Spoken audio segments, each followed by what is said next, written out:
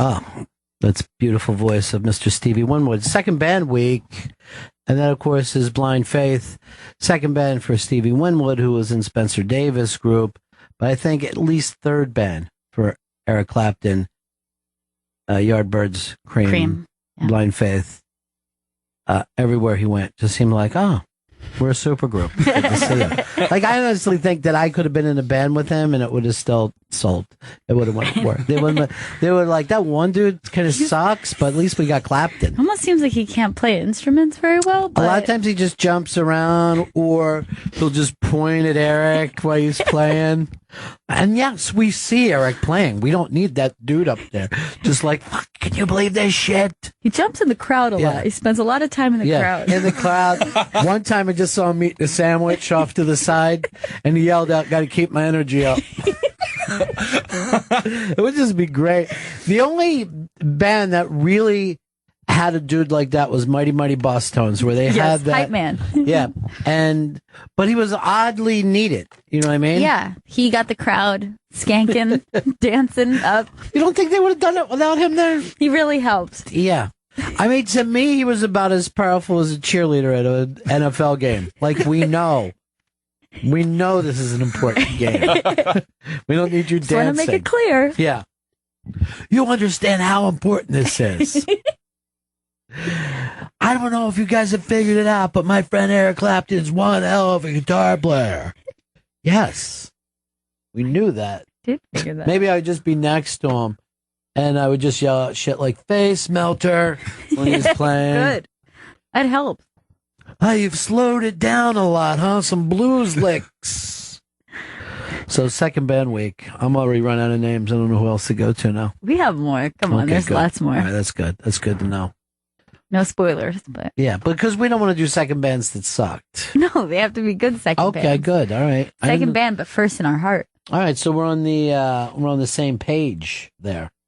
By the way, these Caroline's on Broadway Unmasked tickets are just flying out. Everybody's excited about Brian Regan on Unmasked next Monday, August 10th, and it's a meet and greet, so you can shake the hand that shook the world. Go to the ibang.com,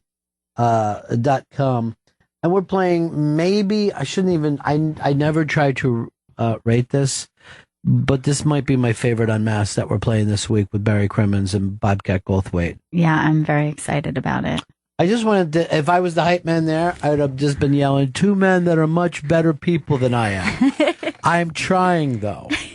I just have a lot of issues, anger related.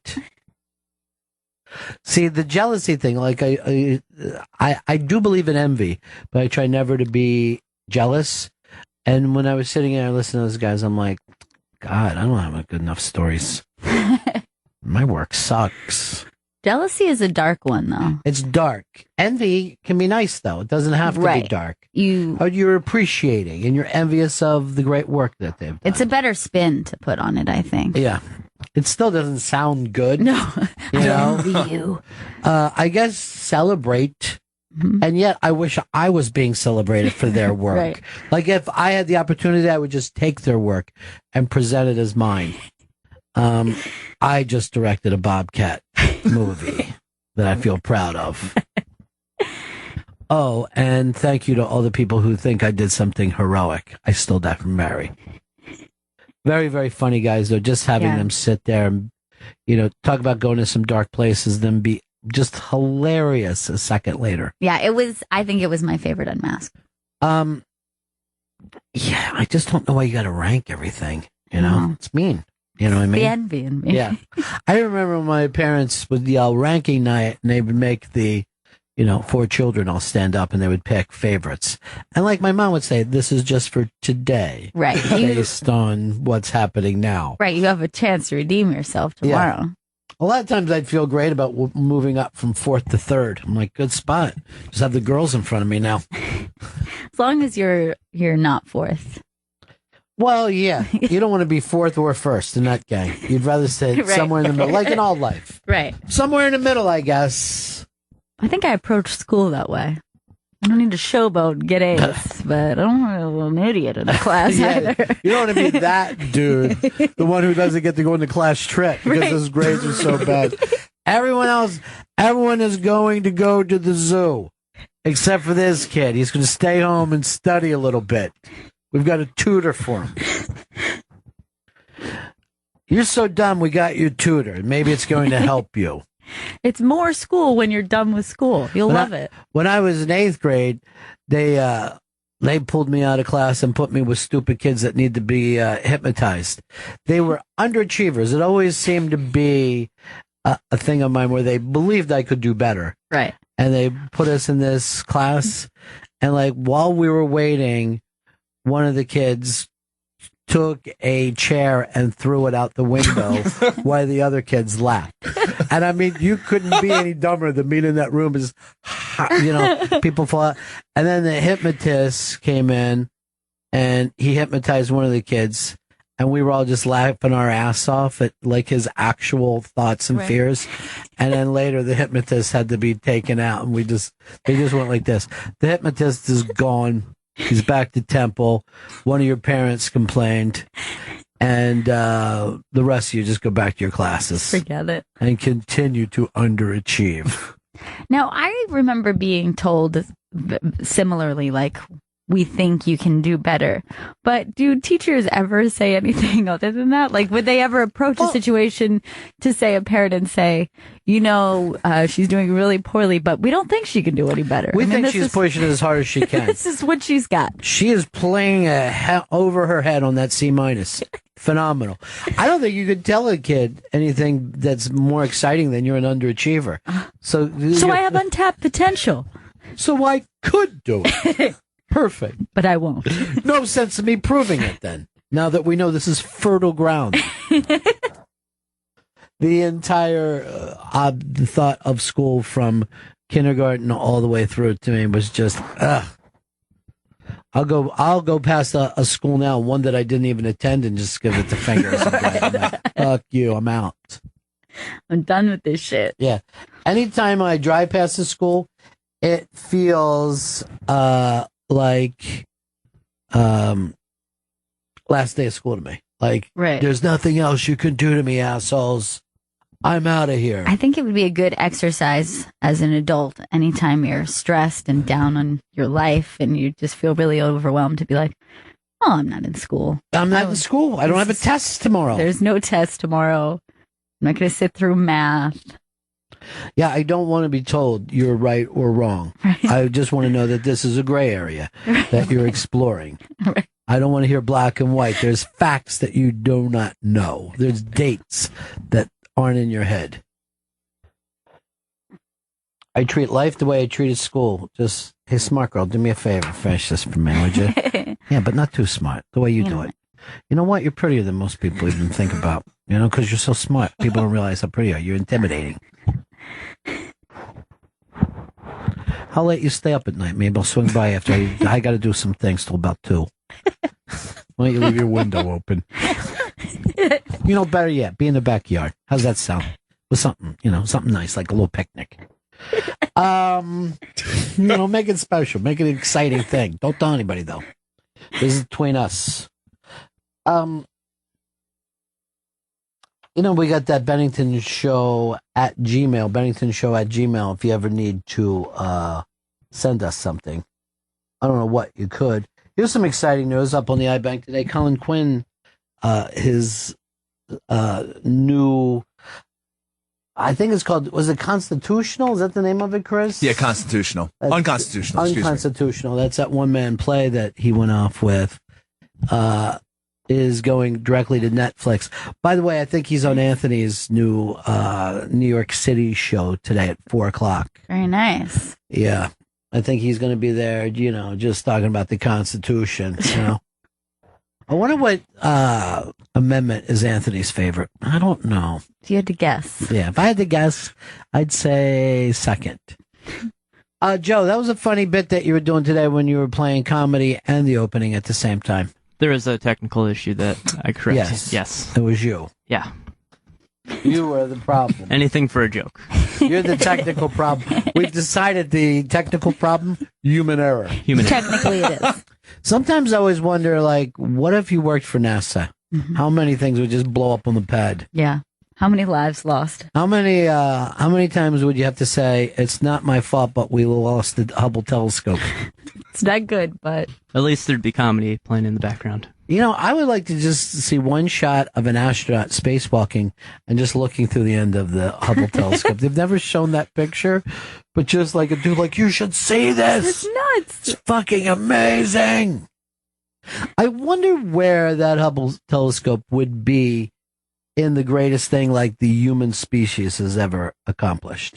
It's got to be up there pretty high. It's got to be up there, and yet I feel it's incredibly underrated. Like, we're just like, oh yeah, a cool picture of space. Cool, you know what I mean? Looks like there's goo out there, huh? And then we're just getting this incredible quality images from it all the time. It's insane. It's really weird. That's why I like my favorite scientists are the ones that just scream and go, what don't you get about this? This is important. The ice is melting, you morons. I mean, to be smart on this planet must be frightening. You know, just to know how dumb most people are. It's like just communicating with a bunch of dogs or something. Yeah. It's like when you try to explain to a dog, you can't be in here. That's an open flame. Stop trying to lick it. You can't eat raw meat and chicken bones that are going to shatter in your throat. If I was a genius scientist like an Einstein, I'd be like that. I'd go on TV and I'd go, let me explain something to you dog people. And I know I only have a couple seconds before someone rolls the ball and you chase it. Did he just say dog people? Yes, you're all dog people. To me. I'm sure to each other you seem okay. But to me, it's like talking to dogs. Don't get me wrong. You're fast. You can lick your own balls. You're amazing in a lot of ways. You have a lot of accomplishments. Yeah. You have litters. Okay? I'm impressed with some of the things that you do. But listen to me now. They must feel like, remember like in the origin story of Superman when nobody would listen to the dad, you know? Jor-El or whatever fucking Superman's biological father. And he was just like, no, our planet's blowing up. They're like, shut up. All right. How could it blow up? It's a planet. Krypton's great. Idiot. You're the world's biggest moron. All right, let me make a tiny fucking rocket and launch my baby into space. The mother should have said, look, I'd rather the baby died with us than died in space by itself. Don't worry, I'll land it on a yellow planet that are full of dog people.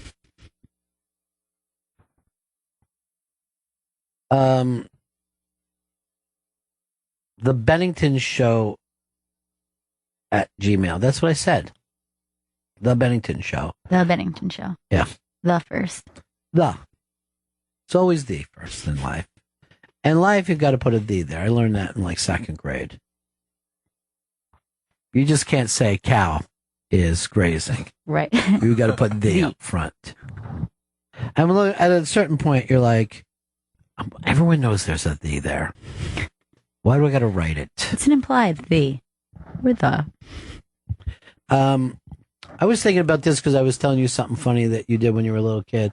But to me, the funniest thing is like when a little kid is learning to print and all, and you could see that they're actually drawing a T instead of just like making a T. Right. You know, just it's not like writing, it's drawing. Just like, I'm drawing a T. This is the shape of a T.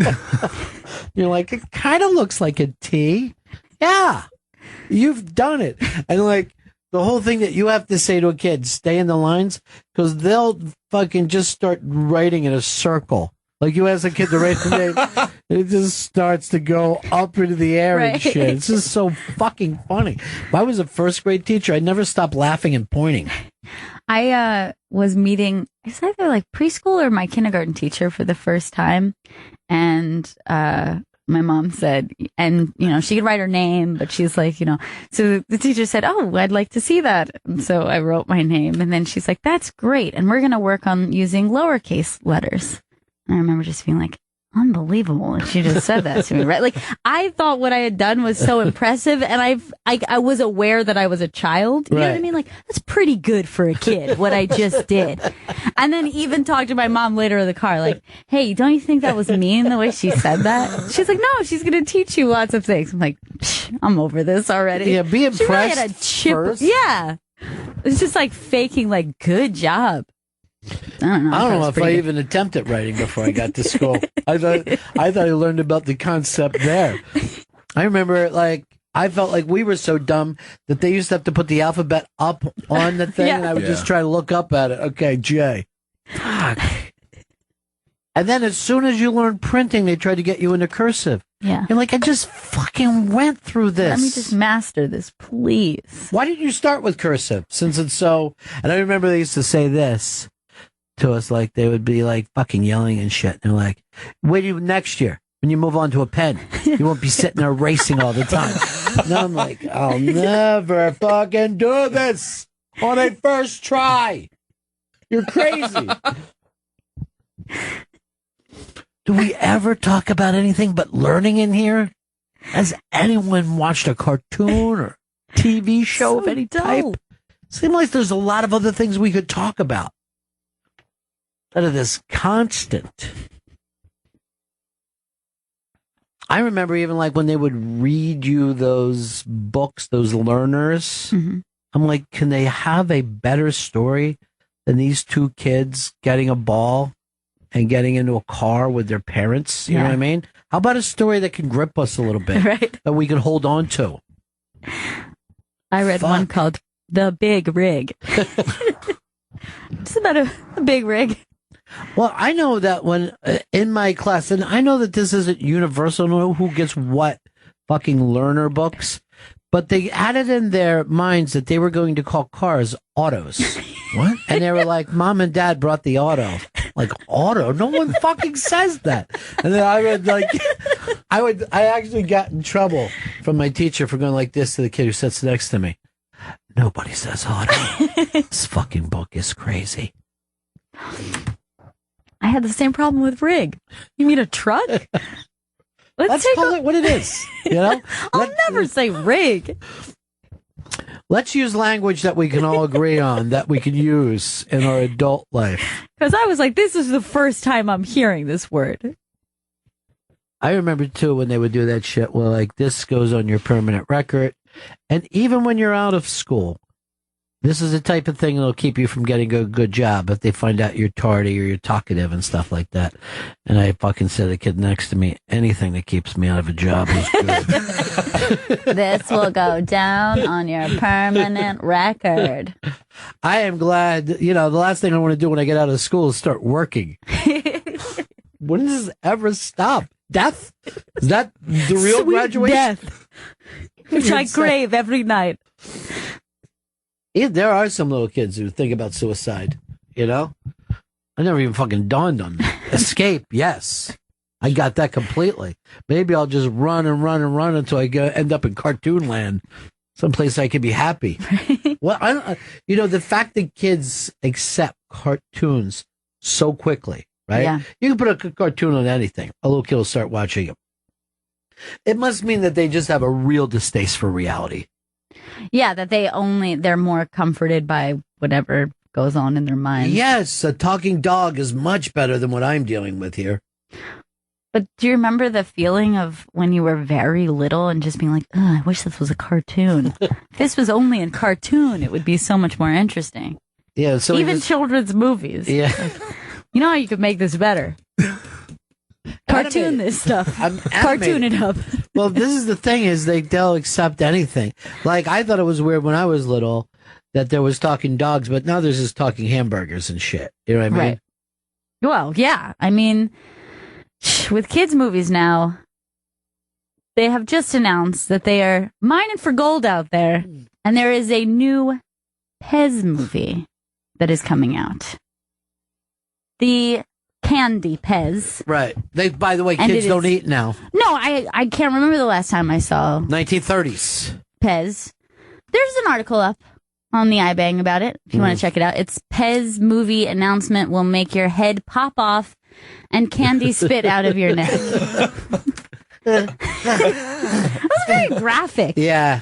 Like, it wasn't even like it was spitting out of their mouths. It was way worse. It was half a decapitation followed by the guts popping out and being sweet and tart. But what is necessary about a Pez movie? Because the Lego movie worked. When they saw people were so stupid to watch a Lego movie, and I have adults say to me, "Did you see that Lego movie? It's unbelievable." I go, "No, I didn't see the Lego movie." I don't have a child. Yeah. If I had a little kid there and I said, "Look, sure, sit here and watch this Lego movie and don't say nothing." But it's very obvious that they're going off of that, and they're like, "Oh, and it comes with a thing you can buy." Right. That everyone's going to want every single character from the movie. Well, look, I would only have to be watching that movie for 10 minutes till I went like this. We got any Pez? Oh, just give me a couple dispensers worth. I bet you anything they'll release it in the theater, so you're going to be eating Pez while... Oh, so you finally buy Pez at the theater and then eat it? I guarantee that's their gimmick. They got everything covered. Food, toy. There's no substance to this. No, there isn't. They ought to have the fucking chairs fucking shaped like Pez. So that it just opens up and goes right into your mouth while you sit there. Now, I can't imagine how people watch. And I swear to you, I have friends who said, that Lego movie, I mean, the guy who plays Batman is so fucking good in it. I don't know what you're saying. You might as well just be talking a different language to me right now. What is the Minion movie, Despicable Me? Yeah. And I had a friend say to me, "Oh my God, have you seen Despicable Me 2?" Yeah. And I was like, I have not made it to 1, and I have not got to the sequel. I don't think you'll be lost. And it was just disgusted in me. And they'll say stuff like, "Those minions are so cute." What? What do you mean? How can they be cute? Aren't we all grown up now? They're adorable. Haven't we smoked weed and had sex? What are we doing watching cartoons for? Love those minions. We can walk into a bar and just order shots and no one will stop us. And we're talking about minions? What are they, Twinkies? I think Twinkies connected with it. I don't think they are Twinkies, but I think Twinkies just printed minions on the front of their Okay, smart move, food. Twinkie. I did not know what to call a Twinkie just now. Cake-like item. It's a cake. It's a tasteless cake with some kind of cream inside. A lot less than you expected, tell you the truth. You're like, oh, I got to the cream, and I'm past the cream. Mildly lemony, though. Yeah, it's a strange taste. Very mildly lemony. They used to say that it would last like millions of years after humans were dead. Twinkies would exist, but no. Yeah, they said that they could survive that's not true. It's not true? No, it's not true of anything. Cockroaches, too. Keith Richards, none of it. None of the stuff that they tried to convince us was going to be around forever. Just honey. Honey will be around. Yeah. Did you see when they found some honey like inside a pharaoh's tomb? Yes. And they just opened it up and started eating it. Totally edible. Tasted exactly the same as if it was fresh honey. Honey. So and good. Later, Feral honey. My stomach's killing me. You know what? It might be that 3,000-year-old food I ate. Started to knot up to my colon somehow. Old sticky honey. Give me a little more. You don't think this is haunted honey, Who's do the you? dude who's, some fucking crazy dude just like, I'm going to try it. I don't give a fuck. I'm just going to try it. That's 3,000 years old. I always like those movies where like the guy will find some white powder and he just sticks his finger in it on his own. Yep, that's angel dust right there. I just did enough right now to be fucking whacked out for the next 14 minutes. It's match head. That used to be the thing about that drug. You would just have tick, it was called. It was just this little powder, and you would snort it and turn stupid. But then sometimes they had match head, so all you needed was a tiny bit. And every once in a while, somebody would do a line of something that should have just been a tiny bit. Like, I think I fucked up bad. I don't know. I'm not good. I actually witnessed someone do that once. I had a coworker. I used to work at a hotel, and the hotel was right next to like a clinic. Yeah. And so there was always guys coming in and out, and and she found a bag of powder, like residue, and she was just like, oh, she stuck her finger in it and put it in her mouth. And she's like, I think it's Coke. And then took a second, was like, no, I don't know what that is. And I'm like, well, have a great shift. Yeah. Arsenic? Do we have rat poison here in small baggies? I don't know what I've just done. I was at a show one time in this little place called the Bijou Cafe. And we're sitting at tables and you could get drinks there and all. And this friend, my friend who died not too long ago, Butchie, I hadn't seen him in a while. Me and him kind of had grown apart a little bit. We're both sitting at the same table. And I looked down over and he's just fucking keep bumping out of this huge fucking bag of Coke, right? Just gigantic. I'm like, fuck. I'm like, a little something for the effort. So I fucking get in there, shovel real quick, stick my, because I don't want the people sitting around me at a nice little nightclub. And I sit back up and I'm like, this fucking is not Coke, and I'm knick-knacked out on this fucking PCP, right? And the people that we were watching were Lenny and the Squeak Tones. And it's just fucking, it's basically the Spinal Tap guys doing rockabilly. Oh, God. And I had to spend, 2 hours not sure if I was in the band. At a certain point, I'd time traveled while I'm sitting there. And then later, I was talking about it. He said to me, why would I have that much Coke? I don't feel Coke. I feel PCP. I'm like, yeah, I know, but at the time. No, now.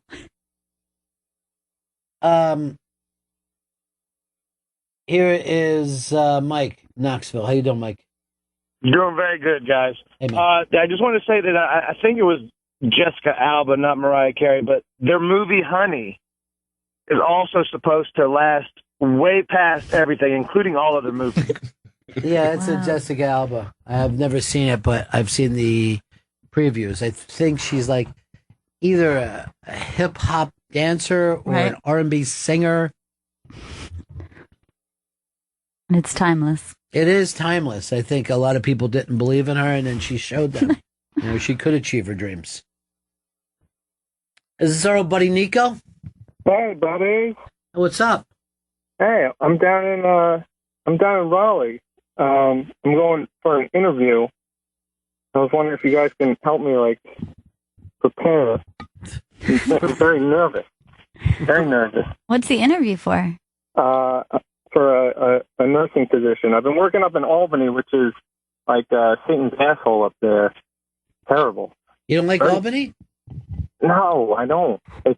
That winter lasted, I'm pretty sure, right up until June. Well, here's the deal. So what you're trying to say is, how do you get over in Raleigh, right? Yeah. I drop a couple ethnic jokes while I'm sitting in there. Know your audience. Yeah, know your crowd. Also, during the interview, open your mouth all the way up while you're speaking. Okay. If you come in like that, I don't know if they don't like you or not. Raleigh's a beautiful little town, though. Yeah, it's beautiful down here. You down there by yourself? Yeah, I just flew in overnight. I just came in and I got to fly back tomorrow. I got work on. Are you going to wear a white nurse's uniform in there when you go in? No, blue. Duke blue. All right, sweet. Oh, that's pretty I would actually. Are you familiar with the song Dayman? Yeah. I'd sing that while acting it out. Dayman. Oh, master of the night man. Oh. Yeah, he's talking to the sun.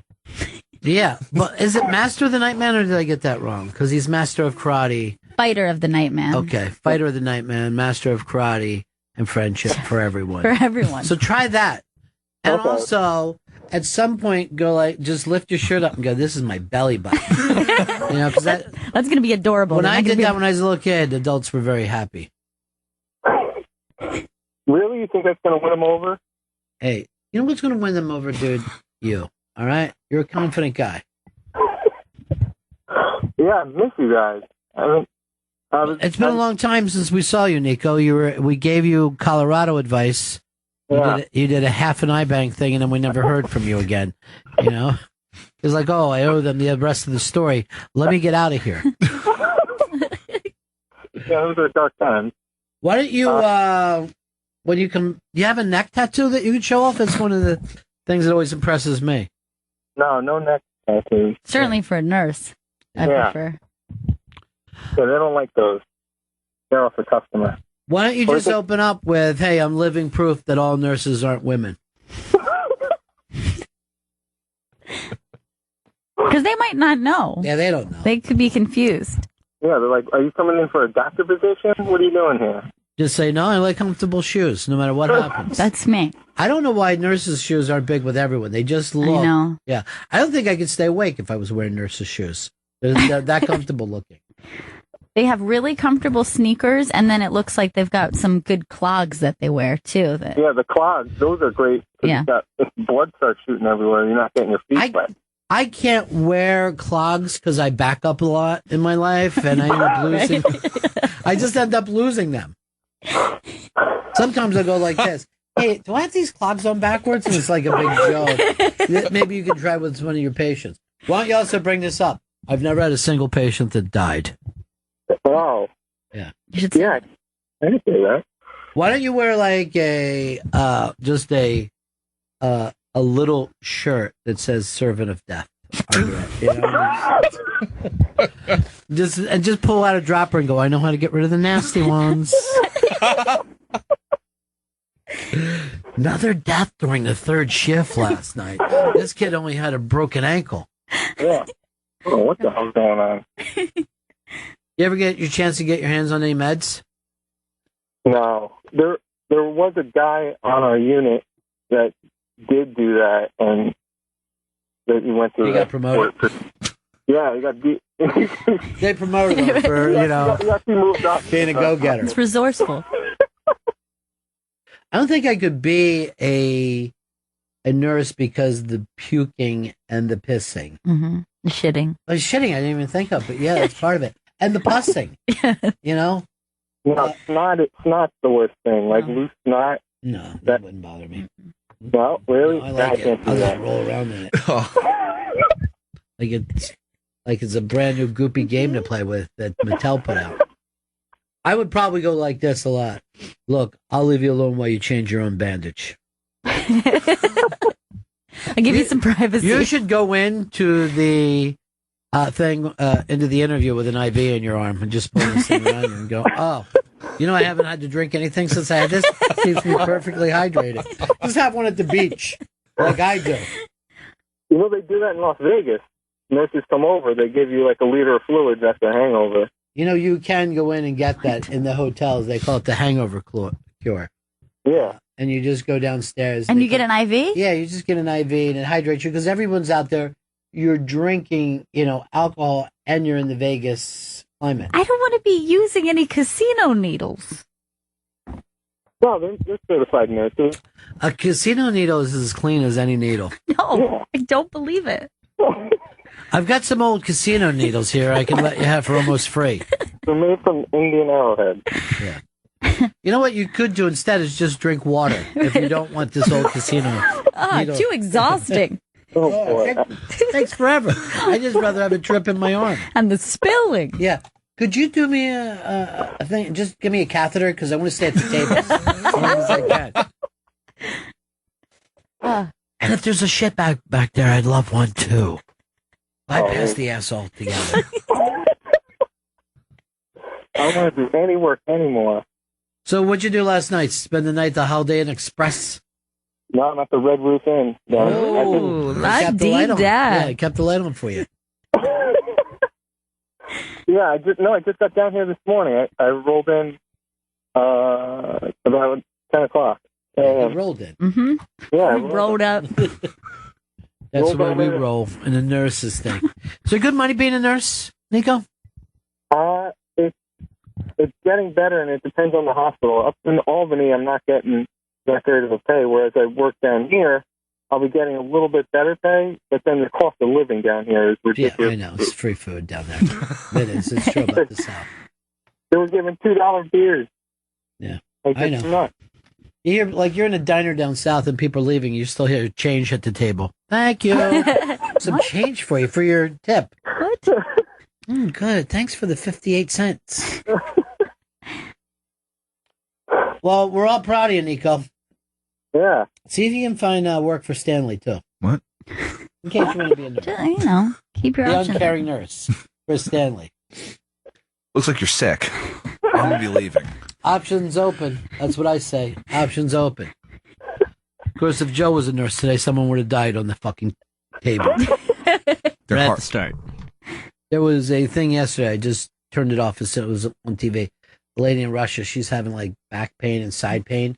And then they found out that something was, one of the instruments was left in there after a C-section. That was just bumping my up on one side. Like a pair of sutures. How do they lose instruments? Hey, man. I don't understand how, though. Well, you're busy. You're taking a baby out. You're going to drop stuff. I leave shit behind. I seen you leave your phone like 8 times. Like, Gail, your phone. Oh, yeah, that's right. Somebody's going to actually leave a phone in their stomach. It just happened in a Batman movie. Yeah. They're calling. All right, Nico. I'll talk to you later, buddy. All right, thanks. All right. Yeah. I think he's going to do well. So there's a man who called us simply because he's bored. Mm-hmm. You know what I mean? Like, I got no friends down here. I like that. I'll give them a call. We'll be your friends. Yeah, he tried to organize this before when he was an intern. It never worked. He had all these lists and color coding. It was adorable. And still, the show blew. And still. I was, what was I thinking about? Oh, I want to bring back street jokes. We haven't done that in a while, where you just let people tell a joke that they heard on the street. If like it's that. good enough, if we think it's funny, we'll give them a prize. I love that. A good way of taking a little time off while you're sitting in here. You know? You work. Give us a call and you work. You make us laugh for a change. Give back to us. Yeah. Give. Give so we may live. I'm going to start a Kickstarter just for me. Crowdfunding Kickstarter. What's that? It'll just be for me. Just money. Oh, that I'll okay, have just to do for your stuff. Yeah. Mad money, I like to call it. My goal is $90,000. And I expect to meet it within 30 days. Please help me. Please give so that I may have. A lot of stuff that I'd like to buy with that money. I want to just have some money to blow. You know what I Right. mean? Push all in. Maybe take that 90, just put it on black. Yeah. Go out for a couple nice dinners. I don't know. All right, here's the thing. If you were going to take your money and put it on black or red, what do you put it on? I'm going to put it on black. Red. No? Black. I go green. Hit that long eye. Oh, all right. Yeah. Make that real Everything. cash. Yeah. If that thing comes in, we are set. And it probably will. Yeah, I'm pretty sure it will. Probable. Because I've already thought about it. I had a kid that worked for me, and he was telling me this story. This is a kid down in D.C. And he, I don't know, I guess whatever the chemical imbalance is makes you real high and real low. Have you ever heard of that before? Like, some people just almost be living in an Like a manic depressive. yeah, or I guess a it was bipolar. manic depressive. So he went out and bought a ticket to the lottery. It was one of those lotteries like 125 million. And his manic thing, he got sent, and he thought that he had won it. He was driving around telling people that Oh he my knew that he God. had won it. Was like trying to, we've got it, and saying it like even to his Before parents. the numbers even Yeah, the came number out. even got fucking pulled. And they finally had to lock him up and work on whatever his brain chemicals God. were. Fucking brain was just bubbling in there. Oh, And I was like, man, I bet that high is amazing though. Just oh, straight yeah. thinking everything is great. Yeah, you totally accept it. It's like your reality. So you're like, this You're is just what I'm. fucking screaming at people, you're beautiful, man. Look at you. You're like a fucking angel. And I was like, okay, man. Easy. Yeah, you're right. I got this fucking ticket right now. All right, I'm. Oh, making money. We're What, on. 2 million or 3 million? Look at this ticket. And like people were like telling him, like whenever they tried to tell him, like, they haven't even drawn. And when then he saw the drawing and it didn't work out, that's when he came crashing down. Oh, God. And it wasn't like he was on drugs or anything. It was just he had convinced himself that was reality. Or whatever convinced him that was reality. Whatever fucking weird Joker devil gets into your brain when you have that. He went around telling people his name was Dayman for a while. Dayman. Oh. I don't know if there's a better song than that. Do you see yourself as a dayman or a nightman? Right now I'm running with the Dayman. Yeah. Nightmen are disgusting. Come on. Nightmen are pretty cool. Nightmen look like Stanley. I'm a nightman. Let's be honest. We don't even have to be honest. We knows it. Up on the iBang today, Christie is losing, even in New Jersey, on the presidential race, and he got booed. He got destroyed at a racetrack for the American Pharaoh race. You got it? Yeah, I haven't seen it. Yeah, he's coming out, and then he starts getting the shit booed out of him. Let's hear it.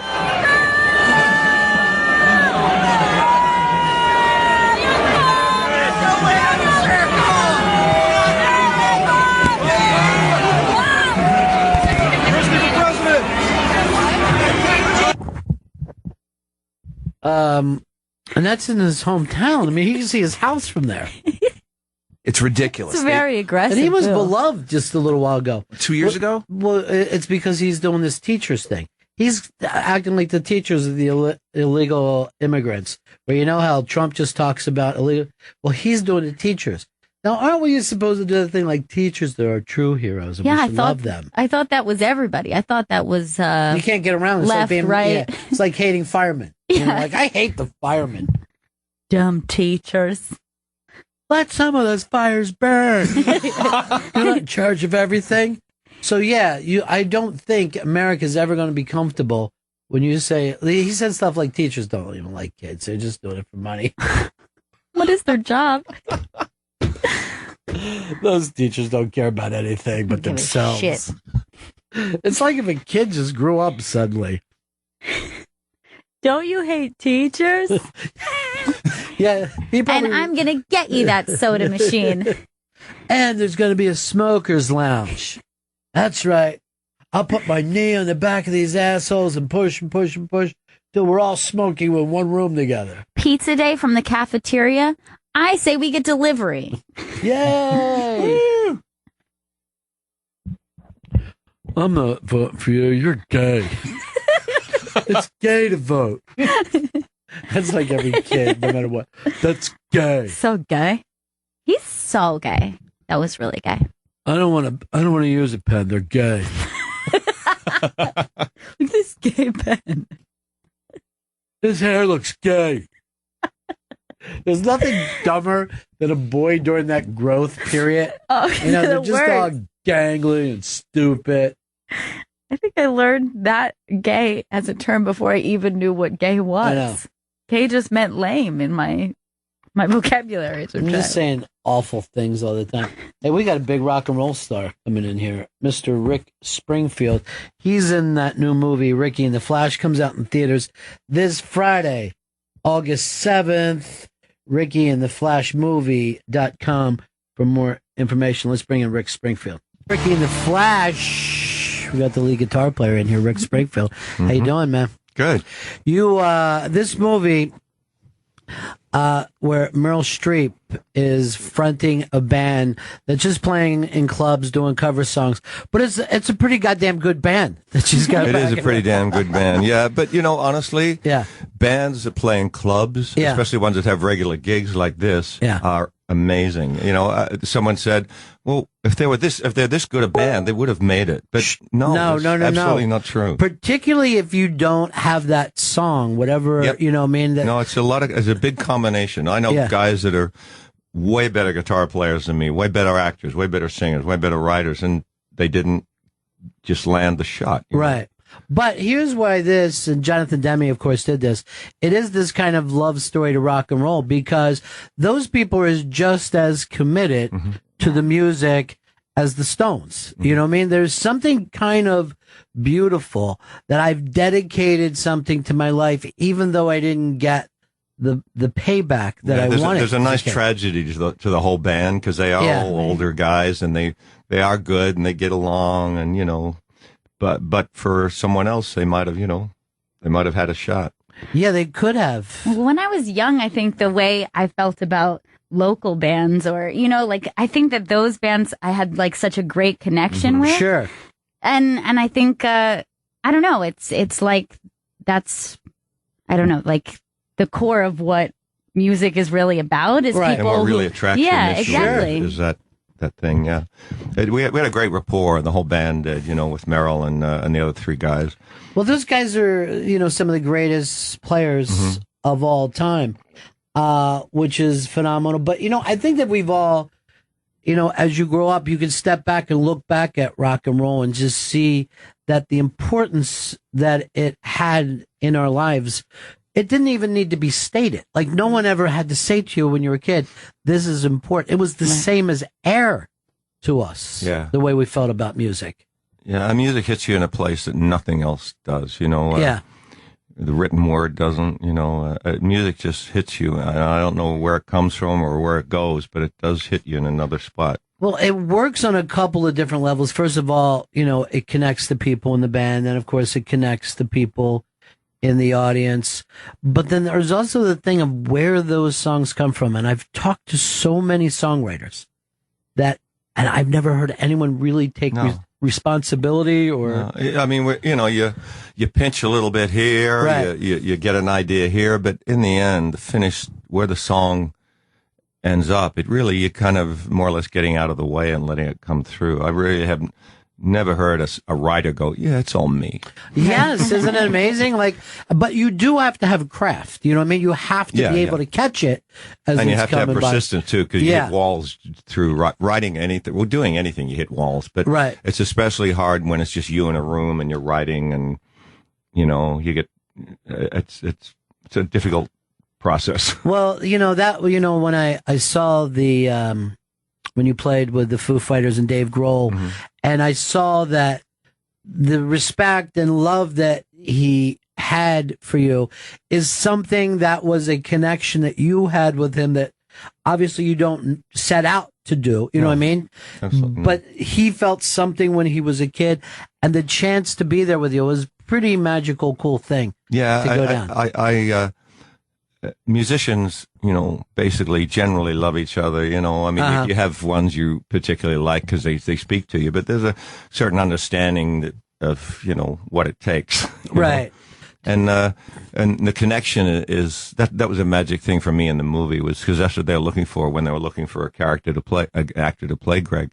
They wanted, the first thing they did was put the actor together with Meryl and see how they reacted, see how they looked together and that kind of thing. And I heard later on, I didn't hear it then, but I heard later on that I got it like within the first 5 minutes of them seeing me. Yeah. Which would have really helped if I'd known.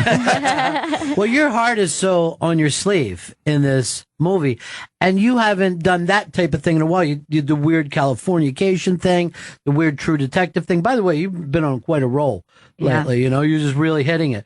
But in this one, you are just so open, and there's almost this at service thing that you're doing that made me thinking, well, that is something in a band too, being of service to whatever. Yeah, I think part of the backstory is that Greg has had a bout with AA and understands the whole of service thing, Right. But he also, the character Ricky that Meryl plays, it's amazing because she's kind of at times a bit of a jerk, and sure, and that's great. But you still root for her because what's in her heart, really. Yeah. She knows she's just hurting, and she's still having a difficult time with not making it. She's still a thorn there. Yeah. Greg, the character I play, there's a scene that they cut out where he kind of makes fun of the fact that he was on the cover of a big guitar playing magazine as one of the new and up and coming guitar players, but that's as far as he got. But he's satisfied. He's not, he's come to terms. Yeah. He's 65. He's playing in a cover band still, but he's happy to be playing guitar, and he's in love with the singer. So there's a certain peace that he comes in with, in the movie. Well, yeah, I mean, that is the odd thing about Gratitude, because if you could have heard when you were younger kid, hey, this will be your job. You won't have to go into a factory or into an office. You would have signed that deal with the devil right away. And the thing of rock and roll stardom, it does mature. It is something different now, even than it was back in the 70s or 80s. There's more of a history to it. Mick Jagger's 70, Paul McCartney's 70. They're still rocking. They're still vital performers, and no one's really turned into, Fat Elvis. And it's pretty amazing. Elvis kind of died for all our sins, Yeah. But it's the history is getting longer, and so it gets a certain elder gentlemanly, gentleman statesman kind of, authority to it, rather than just, when I was growing up, my parents were out of their mind because as far as they were concerned, the Beatles were going to maybe had another good year and then they'd be working in a factory, Yeah. So they didn't understand that you could actually have a career in playing the guitar. My mom used to say all the time, you'll never make money playing the guitar. You got to have something to fall back on. And I was young and stupid enough to think, I didn't care. You just chased it no matter where it was. I mean, you went all over the world playing. Persistence is my strongest suit. Yeah. No time did you think to yourself, what am I doing? Or you still have those? Absolutely. And that's what takes people out of the game, so many times I sat in my apartment in Hollywood and said, I would curse at God, cry, saying, you gave me all this friggin' drive and you're not going to let it happen. I just, it's brutal stuff. And honestly, most people, the sensible man would go, you know what? You got to get on with your life. You can't keep chasing this dream. And so, and that's what most people think. And they move on. I've had some real talented friends that came over here and said, I'm going to give it 3 years. Well, you can't. You can't. You either commit or you don't commit. Yeah. And I committed, but that doesn't make it any easier because until you get some sign that you're on the right track, it's just you, and that's the hardest thing. Well, it is. The weird thing about it is indeed something that is temporary, but it's also something that's permanent. It's something that's frivolous and in the moment, and something that's so substantial. I mean, I will still hear songs and go, oh man, did that get me out of the worst time of my life? Yep. Right. There's certain artists that you'll meet that you'll say to yourself, I think that album might have kept me alive for 6 months when I was 16 or 17. And it certainly made me, I certainly think if you do it just as a fan, I think with kids, it taught us to look for beauty. You know what I mean? It taught us to mine for beauty for the rest of our lives. Yeah, it's really our first real hit with art form and creativity and how it can move you. I mean, before I was writing, what started me writing songs was that a writer would write a song and there'd be a line in it, and I would go, yeah, that's exactly what I'm feeling. Right. But I couldn't put it into one sentence. Yeah. But these great writers could do that.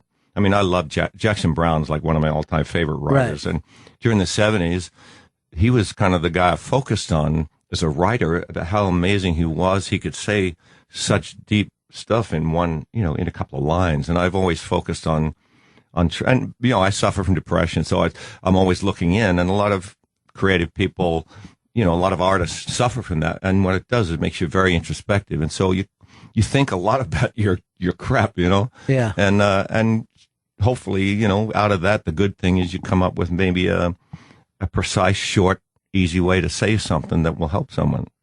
It's stunning when you think about that a little turn of a phrase or a couple of notes could save your put life. together. It's pretty crazy. We all have songs that pulled us out of the nosedive. Sure. And I think it's interesting, too, because musicians, it's easy for them to connect when they know an audience is there. So you know that you're reaching someone in that moment, but it's easy to forget all those solitary moments of when you're spending time with just one album or just one song. Well, someone asked me the other day, what's my most memorable moment performing?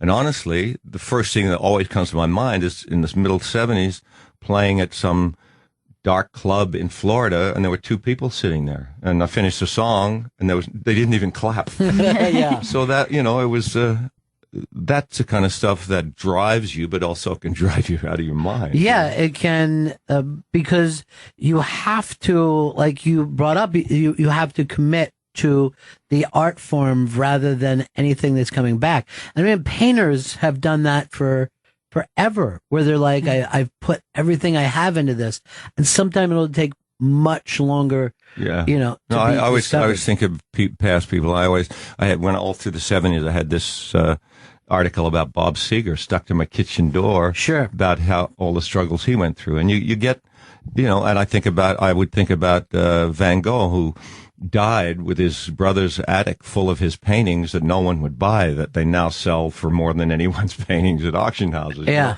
And something will happen if you persist. I've always believed that. And when, like it shows backstage, parents or a kid will ask, my kid wants to be a musician, or the kid will say, I'm playing guitar. You got any advice?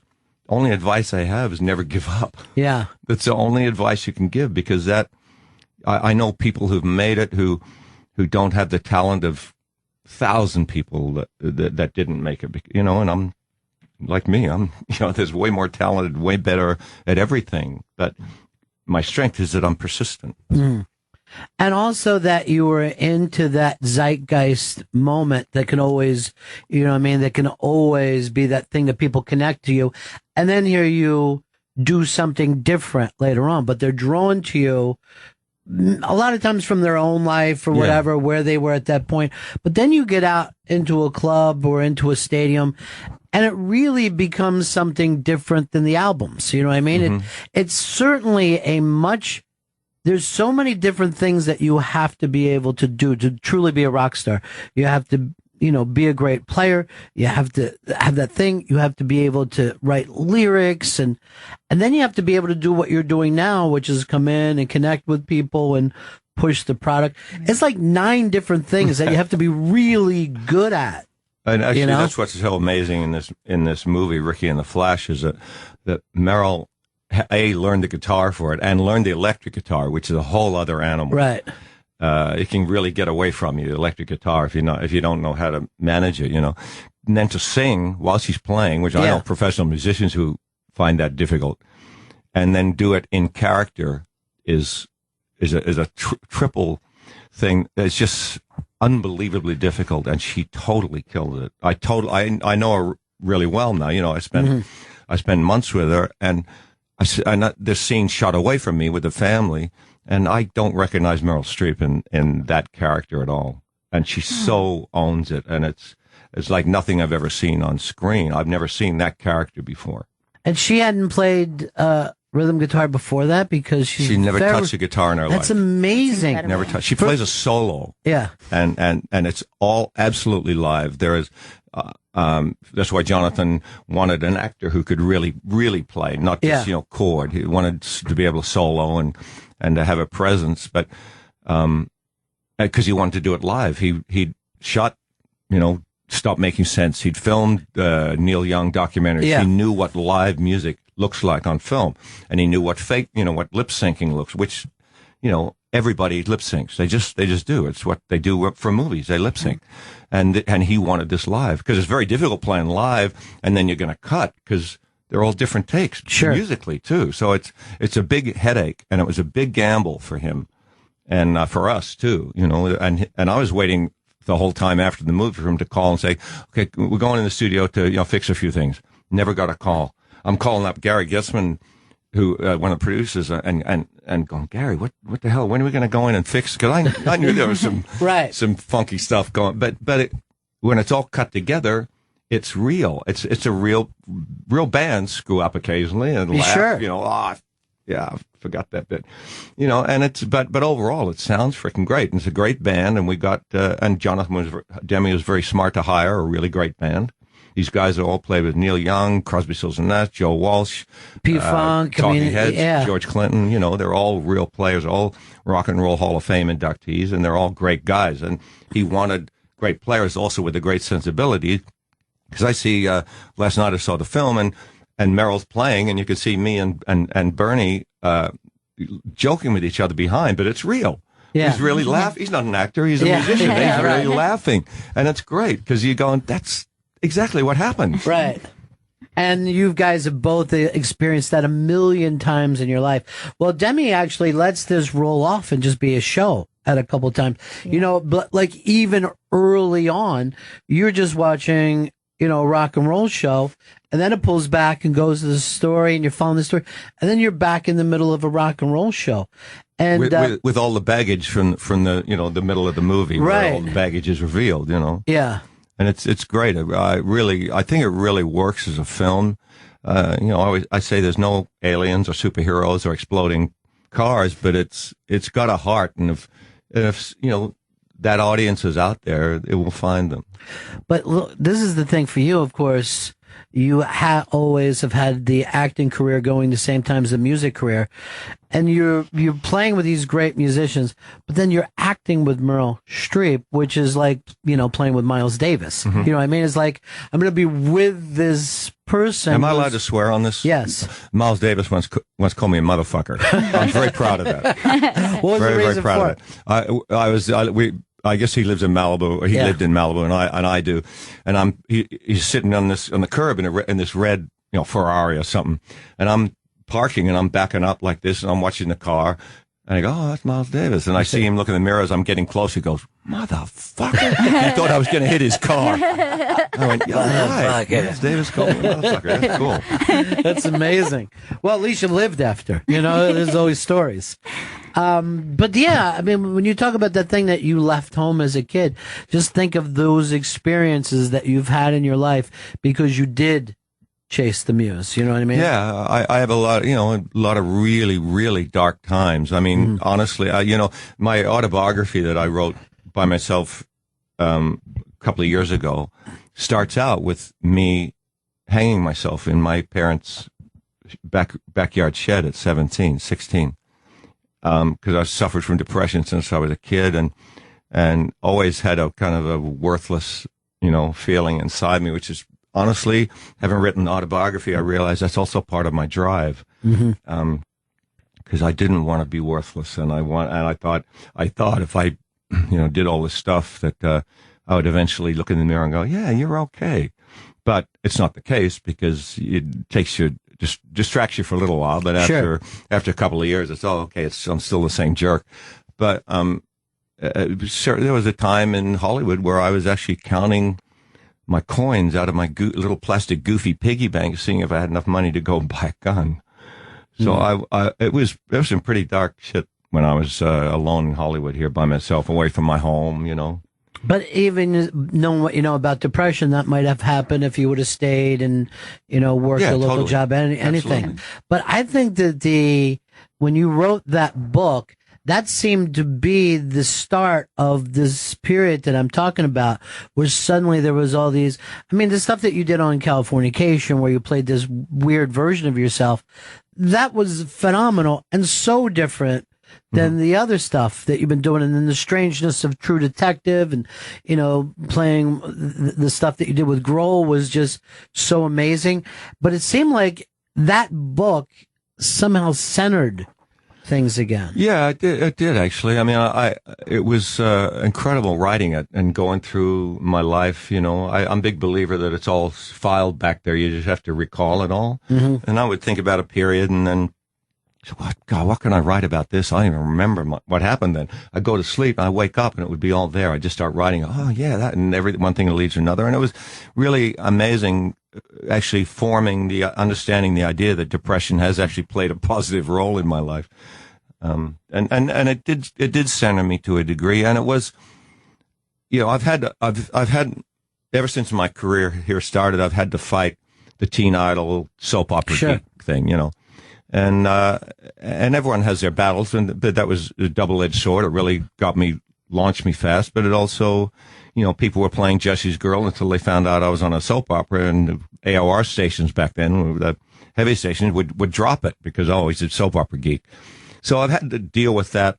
And I think I've always pushed the envelope in myself to try and do more and do more and do more. And I just, all I had to do was stay in there. That's all I could do. I couldn't change anyone's mind other than staying in the game. And maybe one day they'd hear or read or see something and go, oh, okay, maybe he's got something, Yeah.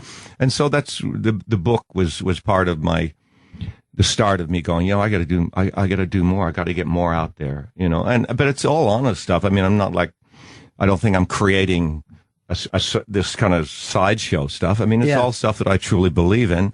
But you're right. It has really kind of the autobiography did really kind of start a new cycle in me, I think. Yeah.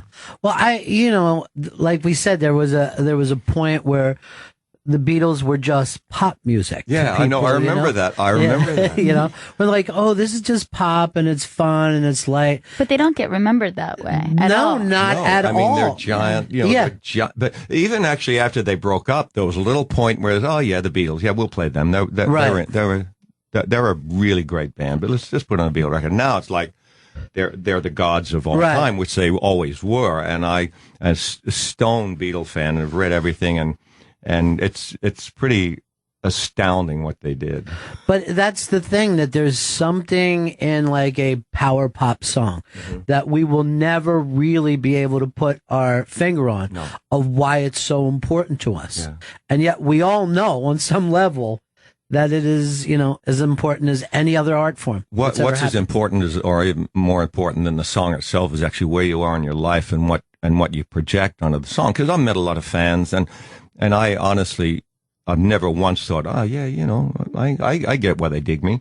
It's always, they're projecting whatever they see as something great. They're projecting that onto me I'm basically a blank canvas. Part of the fact that I have a song they like, because I understand that because I did that myself. Sure. I mean, I made people bigger than life because of what I projected onto them. Not, Paul McCartney's a guy. Yeah, he's a regular dude. Very talented guy, but everything I project onto them, the Beatles, that's what made them gigantic in my head. Well, I think it's because once you write that song and record it and release it, it goes off and has a life of its own. Yeah, exactly. And you're sleeping and that thing is around when people are getting married or they found out their dad died. It becomes something. Part of their life. Yeah. Yeah. And the best line is from some movie a long time ago saying the soundtrack of our lives. It really, it is the music behind us living our lives. Well, you have a line in this movie that I think is going to be one of those lines that catches on. They use it in the trailer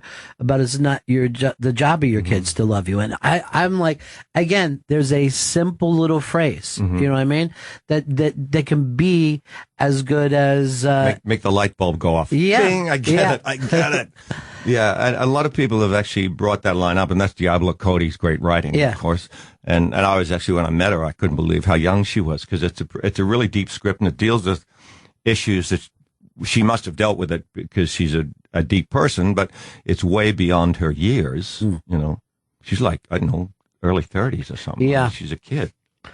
It is in many ways as I said before, like a love letter to the music that we grew up with, to rock and roll. Ricky and the Flash comes out in theaters this Friday, August 7th. Rick Springfield, good to see you again, my friend. See you next time.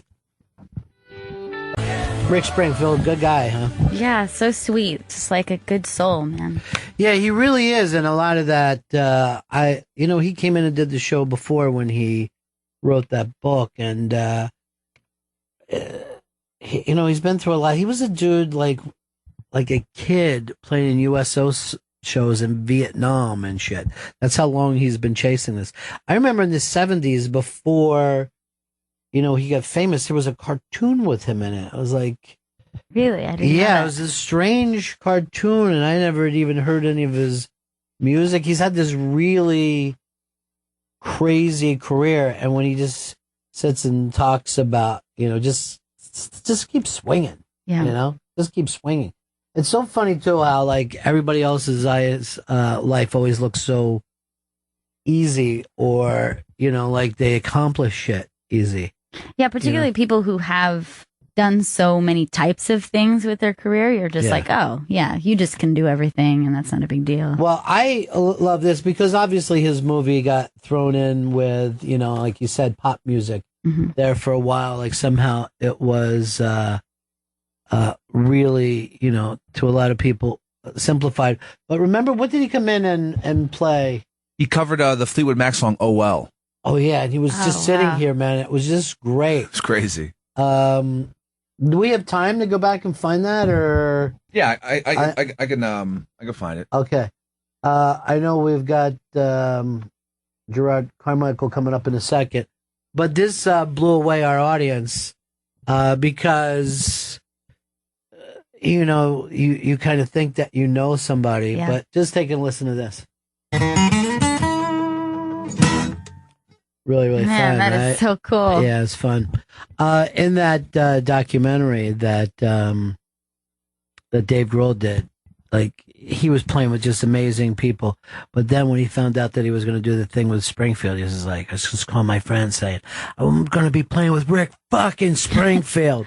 Like, haven't you played with Kurt fucking Cobain? Like, wouldn't you think that would be big? But he was like totally stoked to play with him.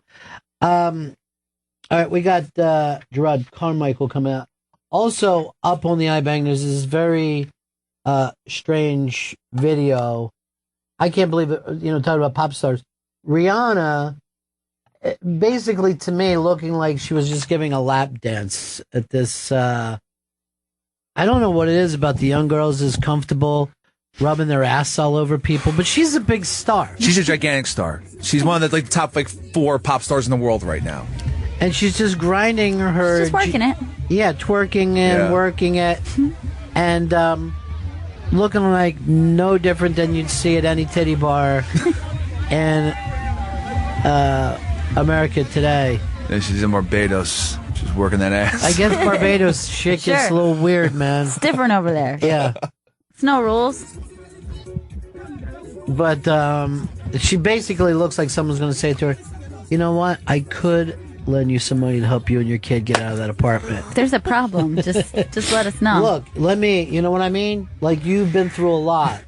I just met you 10 minutes ago. But I've got $3,000 if that helps at all. Does it? And I'll fight your ex-husband if he ever tries to take the kid. Those women, what they can do with an ass, how they can fucking carny that game up. We got to take a break here, but go check that out on the iBang if you like to see famous women with their asses out. I do. If that's your thing. One person who does. If that's your thing. Yeah. Check it out. Jerrod Carmichael is coming in here. He's got that TV show. The Carmichael Show premieres Wednesday, August 26th, 9 o'clock. I don't know what it is about Jerrod, but we all love him. Everyone that you meet will be like, you know who I love? And I'm like, yeah, I know. I know who you're going to say. Yeah, he's adorable. So we'll take a break. We'll be back with him. This is the Bennington Show. You got like a theme now. Wherever you go, you have a theme. I grew up watching wrestling. Yeah. So it's great, the idea of like having a theme song. Sure. Like the idea of just like music letting the world know you're walking into the building. That's really cool. Well, that's why you need like a window crash first. So yes, hear the crash. the Stone Cold Steve Austin. Yeah, just glass breaking. It's just like it's time. It's time. Yeah. What was your era of wrestling? What was the peak era for you? I watched since I was a kid, so early '90s through probably early 2000s. So yeah, like from like Hulk Hogan WrestleMania, the early 90s WrestleManias to The Rock. Right. Like it's probably to put wrestlers on it. It's like, yeah. Till finally they got an actual movie star who, you know what I mean? Well, The Rock was so charismatic. Yeah. Like so charismatic on there. Like he was a movie star. Like if you're a fan of wrestling, he was always a movie star. Well, he did also have trouble getting over at first. Like when he first came in, they tried to babyface him. Yeah. And then when he turned heel, that's what guys, you have to come in as a bad guy first. Because it's interesting. Yeah. Just like Hogan Hogan switched, but like with the NWO. Right. But like Hogan was one of the few like, wrestlers with a great message. Yeah, like say your prayers, eat your vitamins, that everyone was excited about, but usually the heels were the most fun. Well, I was in the arena the night that he switched down in Daytona, Florida. The NWO? Yeah, the NWO. So Scott Hall, Kevin Nash comes out, helps him with a match. And then they just spread their arms in the middle of the ring. I remember that. And then shit starts flying from everywhere. People were just throwing. That became a thing. I forgot about that. Yeah, there was just sodas coming down and beers. Yeah. People were trying to throw chairs. It's like it was a Ron Artest amount of trash. Yes, exactly. Yeah. The best thing about a heel turn is that they're like, now I'm going to dress differently. Yes. Number one. I feel number one. I want you to see how I really feel on the inside. That's hilarious. Well, heel turns used to take like a year too. Like there would be I remember when Randy Savage turned. An emotional process. Yeah, they would just bump into each other first and look at each other, but then shake hands and hug. Yeah. And then That's right. They would slowly reveal it. It was a lot of little looks. Right. It was a lot of, and then it's like, oh my God, Randy turned on the Ultimate Warrior. The Rockers had a long drawn out battle too. It was the same thing. It's like, why didn't you tag me in? Come on, man. Yeah. And by the late 90s, early 2000s, the Raw's War era, it started being realistic reasons you would turn on your friends. Right. It started being just money, dude. Vince McMahon offered me $1 million if I hit you with a chair, and then I hit you with a chair.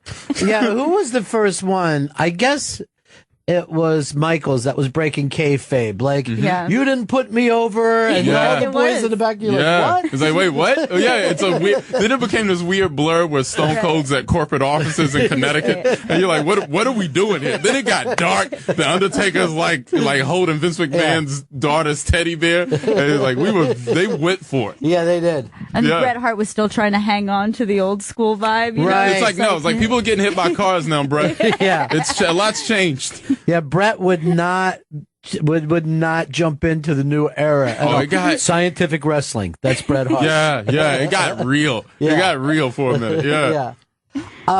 So everything is happening with you, dude. There's TV show. TV. Yeah, where you sit and you pretend that other people are your family and your friends, and you act like some couch is your living room. It supplements the hugs your father never gave. That's what television's for, yeah.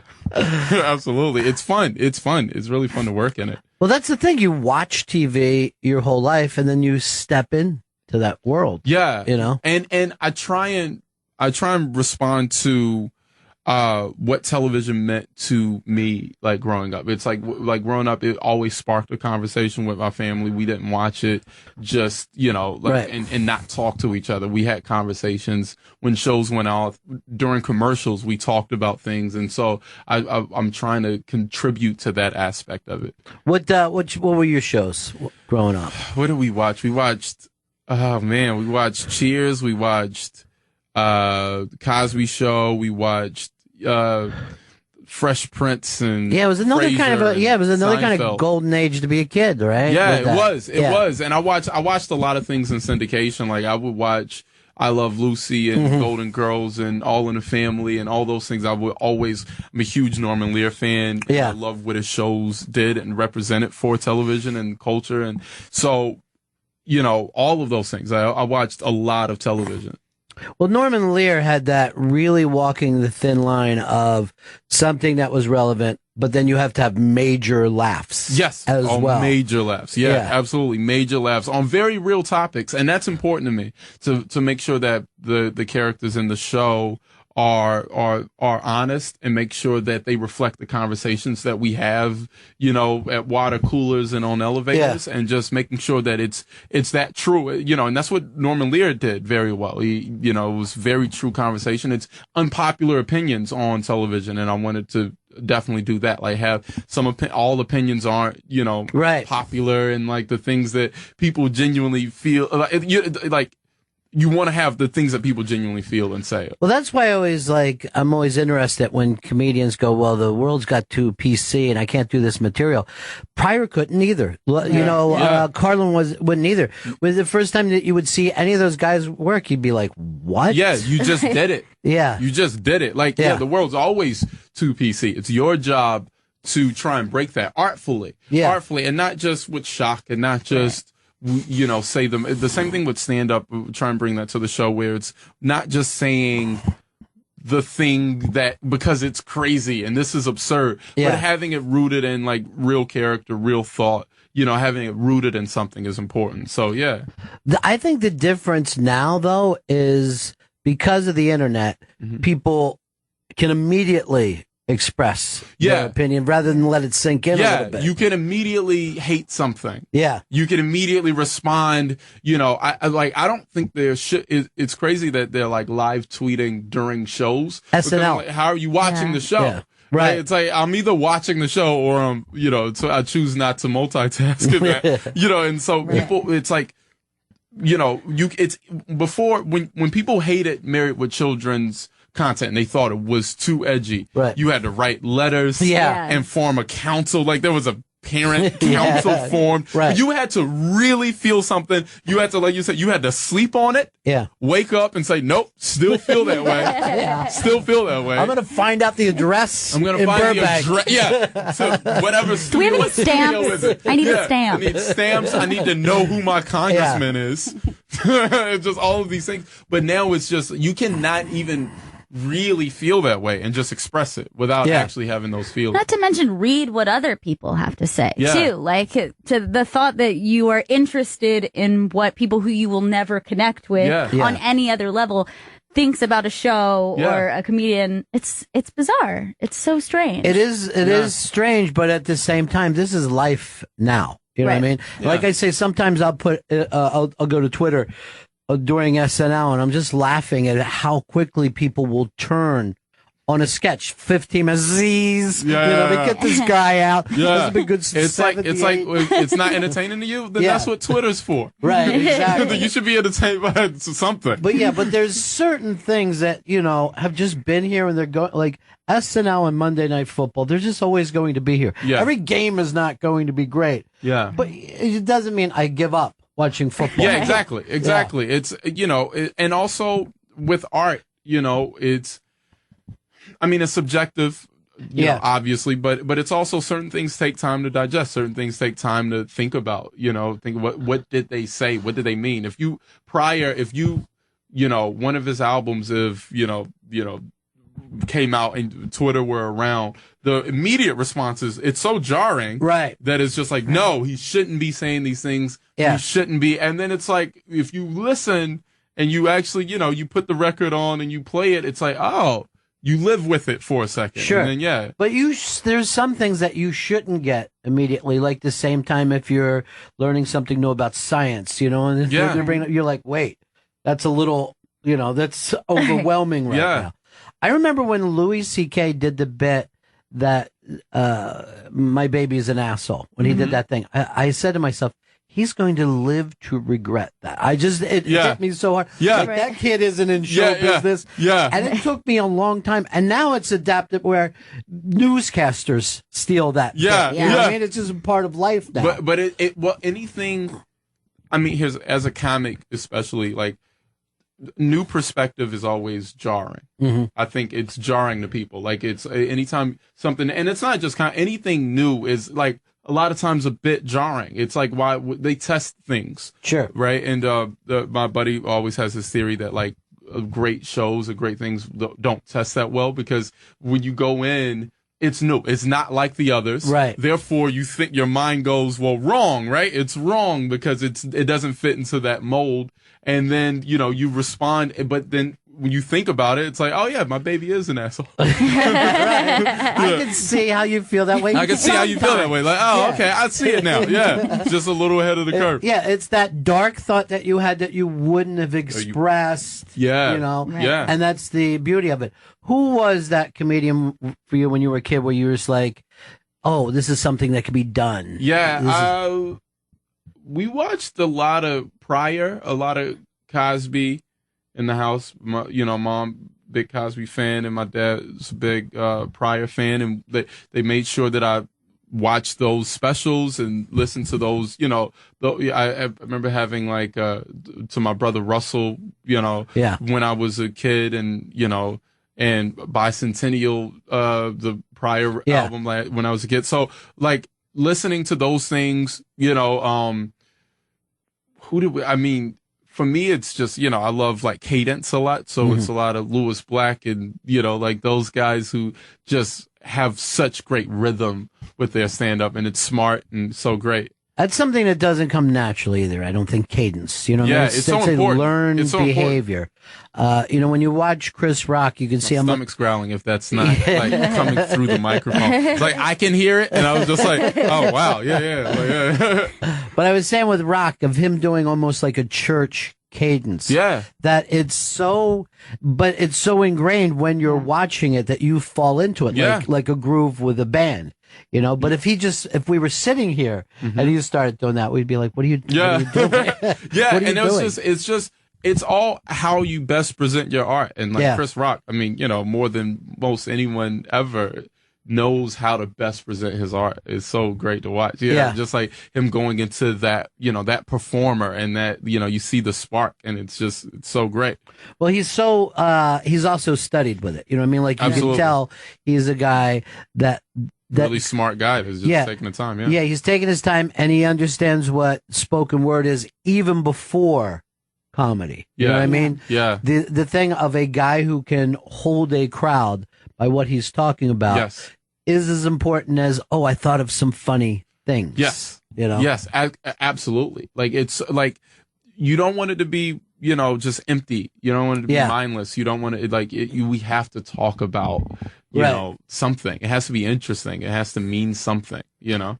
So how are you going to have both worlds now of the sitcom and stand-up? It's a great question. Yeah. It's a great question. I mean, the great thing is that you can, you know, with the sitcom, you're working a lot, you know, it's a lot of, you know, and, you know, write and perform. And so it's like, you're always there and you're always, you know, busy. And so you don't really have time to do stand-up, but then, you know, we go through once, you know, it's on the air, and then like we're not working on the show at the moment. You can do a lot of stand-up comedy. So, you know, hopefully we'll find a good rhythm and it's all rhythm, right? It's all jazz. It's all jazz music. Just figuring out where to drop in. Yeah, it's still Train. It's still Miles. It's all jazz. Anything worthwhile is jazz. But isn't that the funniest? You know, it's the most amazing art form, because you look at those guys and sometimes you're like, are they ignoring each other?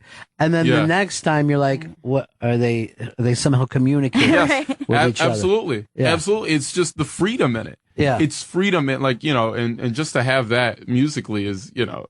Well, I was laughing watching you on the Tonight Show with Fallon. Oh, yeah? Because you were coming out saying stuff that was just happening backstage. Yeah. I remember thinking I'm like, that's rare that people do that anymore. If we can't exist in right now, I sound like Eckhart Tolle right now. Just like it's the power of right now. You got to be present. No, but that's how my mind works. It's like, you know, I was right backstage and a woman. It was like, did you check your fly? And I thought it was the sweetest thing that ever happened. It was right, and they're like, all right, Jerrod, you're on. And it's like, how do we not talk about it? It's on my mind right now. Did you see this, Gail? Because he did that Meryl Streep line was the greatest thing ever. She could have a face tattoo. Her career could survive that. Her career, that's how powerful Meryl Streep is. Yeah, it's amazing. But it's just talking about things that are happening right now. It's way more fun.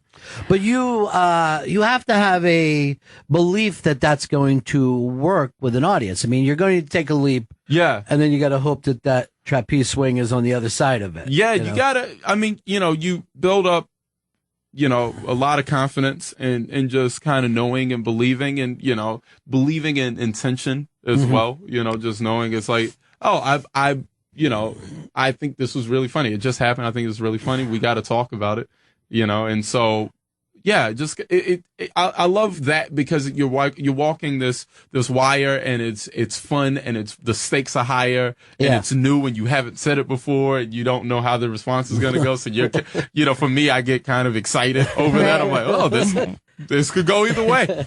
Could go either way. Like, I believe it'll go one way, but who knows? And that's really fun. Yeah. But it is rare to see people have just those kind of organic moments doing stand-up on late night television. Yeah. Like there does seem to be an extra pressure with it. Yeah, it's way more fun when it's real, and it's way more fun when you care about what you're saying. And what do you care about more than what's on your mind right now? Right. You know, Right. like you care about that a lot. And so you want to talk about it. And for me, it's like, it would be criminal not to share it. Well, it's also that bizarre thing of sometimes people will go on a show and just act like it's normal to bump into Meryl Streep. Oh, yeah, no. When really, I saw Meryl in the back. It's like, no, I saw Meryl Streep, and that's the craziest thing that's happened today. for anyone else, they would be telling that story to their grandchildren. Right. Yeah, absolutely. But You know? it's just like, it's in vogue to act so over it. Yeah. You know, it's just like, yeah. Then Meryl was in the back. It's like, we're not on a first name basis. Right. She's Meryl Streep. Yeah, because that's literally like if an older person said, once I saw Charlie Chaplin, you'd be like, what? I was like, yeah, first of all, lead with that. Like, we were talking about the weather for 5 minutes for. Yeah, you saw Charlie. Yeah. And that's where we are today too, with Twitter and stuff like that, is that you wouldn't in the old days be able to reach those people. Yeah. Let alone act like, well, this, John Wayne didn't retweet me. He's an asshole. Yeah. I mean, it's hard Yeah. to believe how everyone feels like we're all in this together. And it's, listen, I have a genuine love for the connectivity and the ability to not feel alone. Because, you don't feel alone. And that's for anybody. Anybody can feel alone. And it's good to have just this outlet, for some of your thoughts and to express it. But with everything, it comes balance. And you don't want to put too much expectation on a thing. And, you shouldn't expect everyone to just reach out and communicate, immediately. You should expect. You also shouldn't expect everyone to care about all of your thoughts. Every single one of them. Yeah. But that's no one said. I've never heard anyone say that now we don't have to feel alone anymore. Because sometimes I think people feel more connected when they're in a crowd. But that's where you used to connect with people.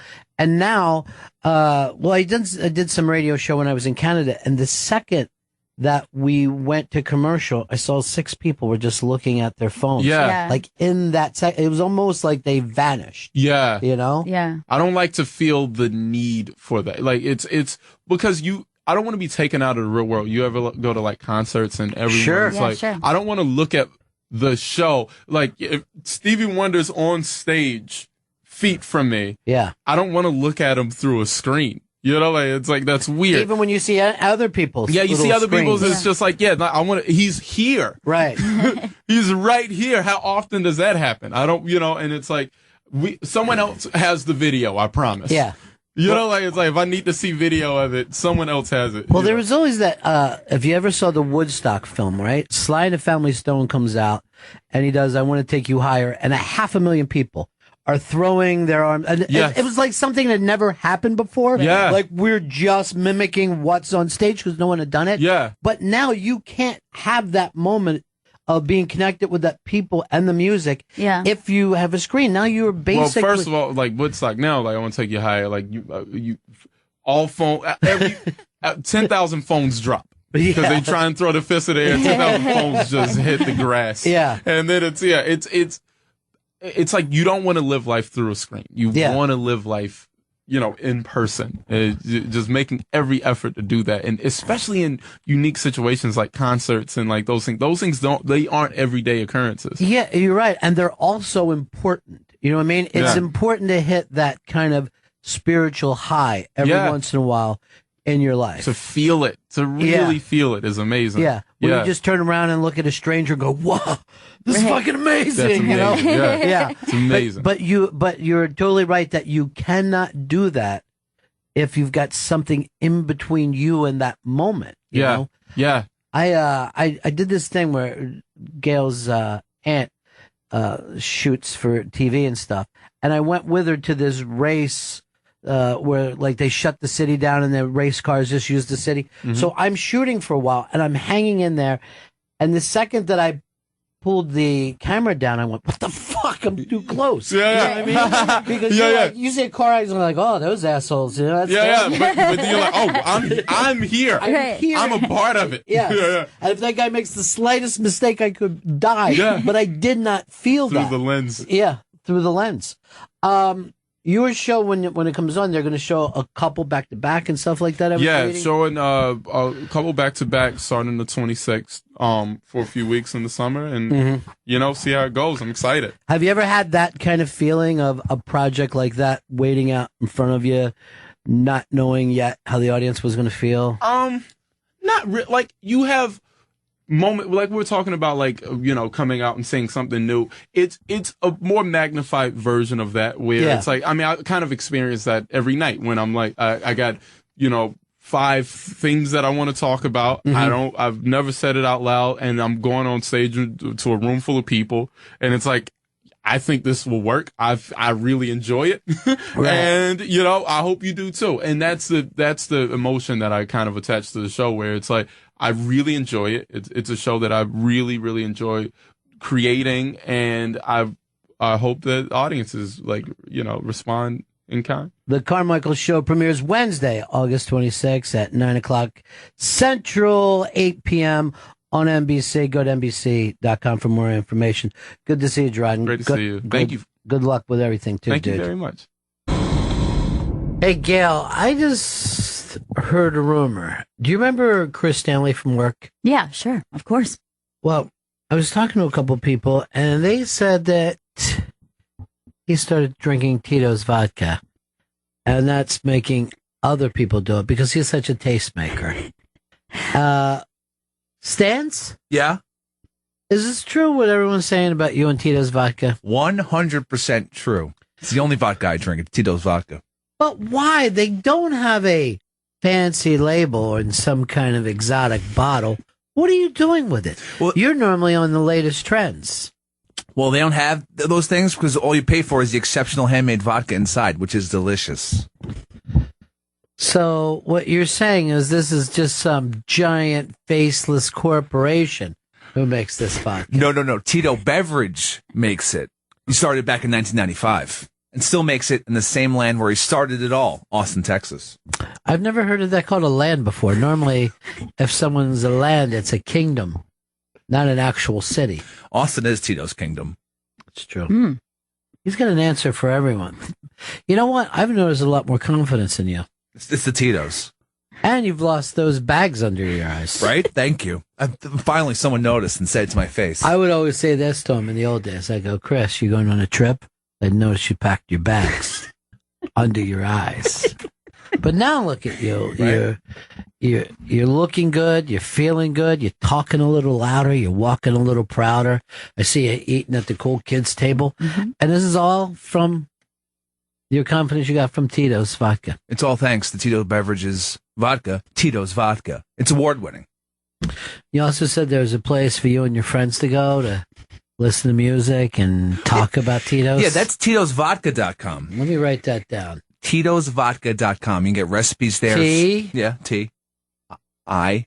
Okay, I. That surprised me. Tito. S. I thought I was going to get a double E in there somewhere. No. Titos vodka.com. Now, I'm having trouble getting online. I'm just using a speak and spell. Oh, because you need a computer or a cell phone. A smartphone, as they say. Well, those seem pricey. Sign a 2-year deal. You'll get a nice deal on one. Are you saying to get Tito's? Tito's vodka. And then you get the Tito'sVodka.com. What's the 2-year deal with that? That's with a cell phone carrier of some sort. Oh, I don't know what that means. I'm more interested in the vodka. Oh yeah, it's all about vodka here.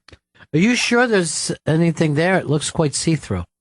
Oh no. It's distilled 6 times from 100% corn and is naturally gluten-free. Who has time for that? I would probably distill it 3 times and go, that's probably plenty. That's why you're no Tito. Yeah, I don't have a famous vodka named after myself. Ron's. I don't feel like that's my name. It sounds so weird. Like, if someone said to me, what's your name? I'll go, Ron. And I go, what?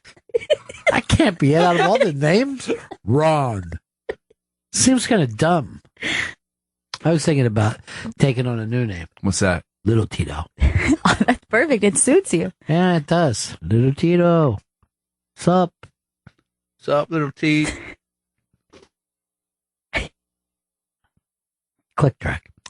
Visit us at titosvodka.com for recipes, songs, and more. 40% alcohol by volume, handcrafted to be savored responsibly. This is exciting. Well,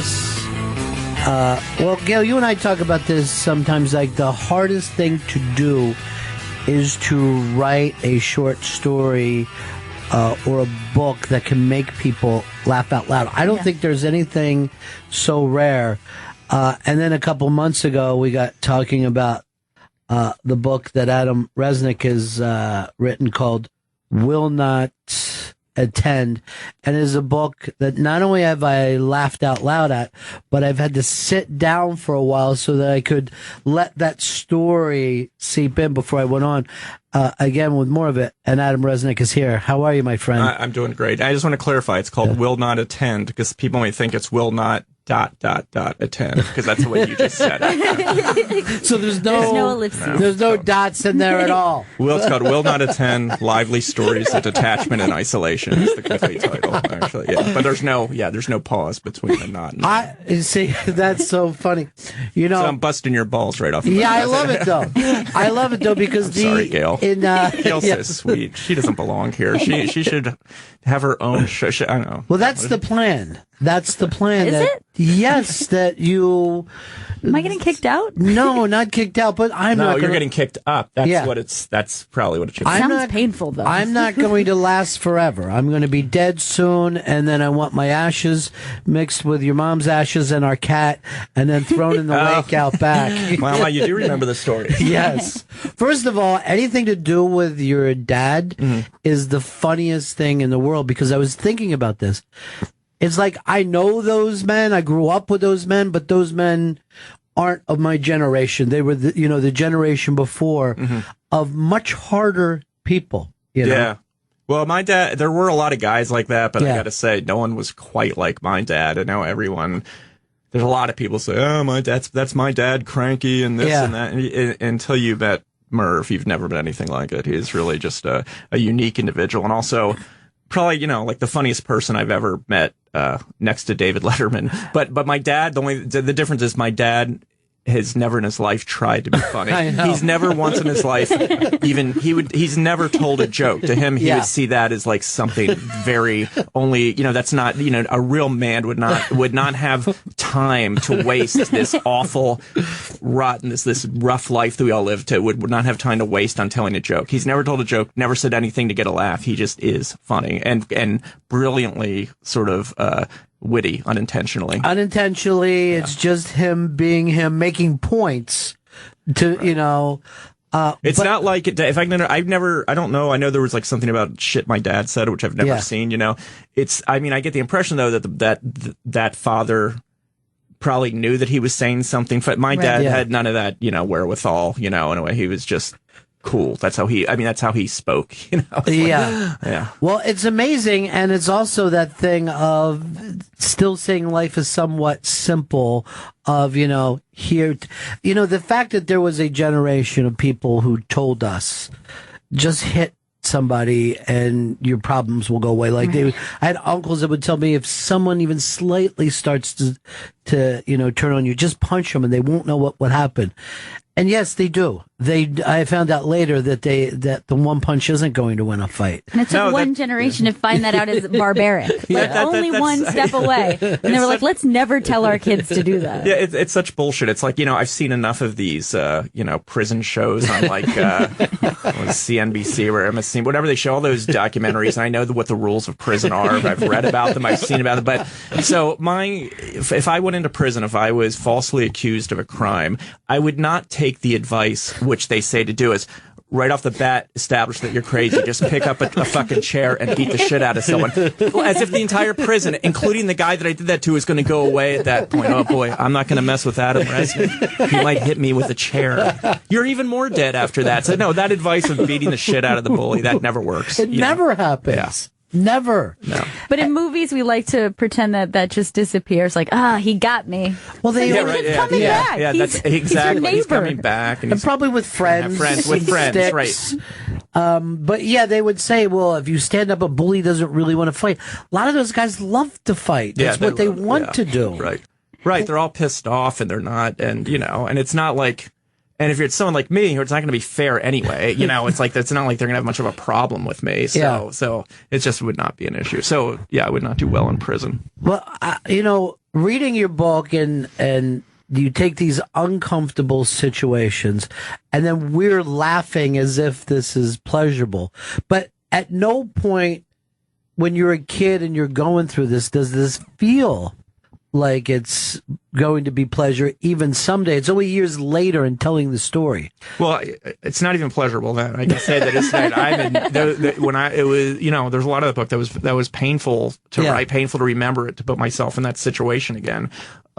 So I don't, it doesn't, time has not healed those particular wounds. No, not at all. And it's, but why does that bring the reader joy a lot more than if you told us, I had a pretty date for the prom and I won the spelling bee and made the football team? I think it's that thing where people, would like, well, first, everyone who's had any kind of trouble in their life or a fucked up childhood, they want to, it's nice for them to read that someone else did as well. In my case, I think a lot of people are like, there's people, that really awful things happened to them. That wasn't me, although right. I was psychically scarred for life, but, I think, I guess people get humor out of just like either like, oh, wow, I can't believe this, or, maybe it's a misery loves company thing. They can relate to it. So I cannot tell you there's something that I think that's it's so funny is because the way Adam writes these stories, you do picture it like it just kind of pops up around you. And what I love too is that as a child, you're in the wrong place, particularly if you look at your life. Harrisburg is about as far away from show business as you could possibly get, down to the point where it's not a dream. Well, it now really is. Even like, Philly was 2 hours and whatever away, but that was something that I was maybe at Philly 3 times during my entire, childhood and everything. And that felt like it was, the other side of the earth. You just didn't go to Philly for any reason. Never went to New York or anything. I think I was 17 before I ever went to New York. Visited New York. But then how old before you started writing for Letterman, or at least interning there? You were pretty young. Yeah, I was pretty young. I went to college late because I hated school so much. And when I got out of school, that was a big thing for me. I was finally free. I didn't have any aspirations or any idea of what I wanted to do for a living. I didn't even think that way. I just worked in a mall and a record store for a couple of years. And then eventually, I always loved movies and stuff, and the film school thing, that bug bit me like it did a lot of people. But I didn't have the grades to even to get into NYU, which was, to get into NYU film school, at least back then, you didn't have to have much, but I had nothing. And so I had to go to community college for a couple of years in Harrisburg Area Community College, which is great. If it wasn't for that, I would not have been able to then get into NYU. But I, sorry, what the hell was your original question? Well, basically, you started Letterman. Yeah, I started. Yeah, so that was that was the luckiest break of my life. And there is a lot of luck involved. You have to be able to do the work wherever you get in one of these situations. Yeah. But I was sitting around one day. I'd realized I was probably my second year. I eventually dropped out of NYU. I'd never even graduated, but it was the second year at NYU, and I had realized film school is kind of bullshit. At least for me, it was not going to. And at that point, my biggest fear was having to move back to Harrisburg. Everything was about, I got to stay in New York because I love New York. And I knew if I could do anything, it had to be here. So I didn't know what I was going to do. I was really depressed. And this kid in one of my classes was telling me about that he had gotten some internship. And I'd never even heard that word before because that's not a word that would ever come up in our house or in my town, So I really didn't, and I'm, kind of dumb as it is. So I didn't know what an internship was. I'm like, what is that, an internship? And he said, well, it's you get college credit and I read scripts for a producer and, and he's a movie producer, some guy in New York. So that got me thinking, I had to get me one of these internships. and at the time, like a lot of other people, I was obsessed with Letterman. And so this was, I don't know, like 83 or 4, something like that. And I just called them cold and said, do you have anything, there's these things called internships. Do you have any of those? And it turned out that in fact, the woman told me, we just lost our writer's intern. Could you come up and interview with the head writer, who's Steve O'Donnell at the time? So I ran over there. This is just a cold call I made. It was, and Steve, I met with Steve, and that went well, and he called me back, and I had met with Steve again, and a couple other people, and then I was brought on as a writer's intern, which led to me eventually being a writer, because it was the place really suited me. I was really good at what I did. I was thankfully, working directly with Steve O'Donnell. I got to be friendly with Chris Elliott, almost immediately. And, but I always think, that show had it was such a big deal to me. Dave was such a big deal to me because I just saw this sort of kindred spirit. I can't describe it to me, that when I watched him, it was even more than the show itself. It was that guy, because he was a guy who hated bullshit, who was, just honest. And also, but seemed to have the same, a similar stick up his ass that I had, Right. We couldn't be any more different in, the ways that count, like the genius thing, but the genius, humorist, or whatever you want to call Dave, so that was, it was a thing that I could do. It was hard at the time, Dave's very hard to write for. There's not that many writers that can write for Dave, and at that time there weren't that many. Well, because nobody was doing that. No, that's the thing is, it wasn't. Now it's hard, people don't know, or people that were too young or weren't even born when that show is on. But you can trace the lineage of just about everything, about the attitude of every comedian. Now everything goes back to Dave. Yeah, everything. He kind of had a 90s sensibility in the 80s, right? Because everybody started to catch up, where even ESPN or newscasters do some version of Dave. But at the time, it was amazingly freakish to see on TV. But it was also a thing about, for me, what I connected to before I was even there, it was amazingly honest. That was not a choice by Dave. Since then, people have in their own way, consciously or subconsciously, a lot of ways, are being like Dave. Not everyone, but a lot of people, comedians or performers have taken that sort of ironic kind of thing. But Dave there was no premeditation there, where he thought, like, what's a good angle? I don't want to be on here. I'm just going to be grumpy. Yeah. It wasn't none of that. There was none of that. It was just he went out there and had the courage to just sort of be who he is, and that's what's great. But no one had even done that, like, oh, this is a bad show, or we don't have a budget. Everybody acted like, even a game show would act like they were the biggest show in the world. And Dave to come out there and just say, we don't really have the budget to give you a good prize. Here's a canned ham. At the time, to say, like, that was like, it didn't work. Like, this bit didn't work. Right. Yeah. Flat. Yeah, to have it lay there was amazing TV. Yeah. It was amazing. Well, that was David, Meryl Marco. The two of them at the time were, she was really, they basically co-created what that show was and what the morning show was, and they had a like-minded sensibility, and that's and then some great people came on in those early days before I was there that further helped sort of, I guess, sculpt what the show became. Well, if you even look at Chris Elliott, the fact that a host of a show would bring this strange person on and then get beat up by that person, like Elliott would come in and really derail the show, and you see Dave laughing and getting annoyed and laughing, because he just gave up.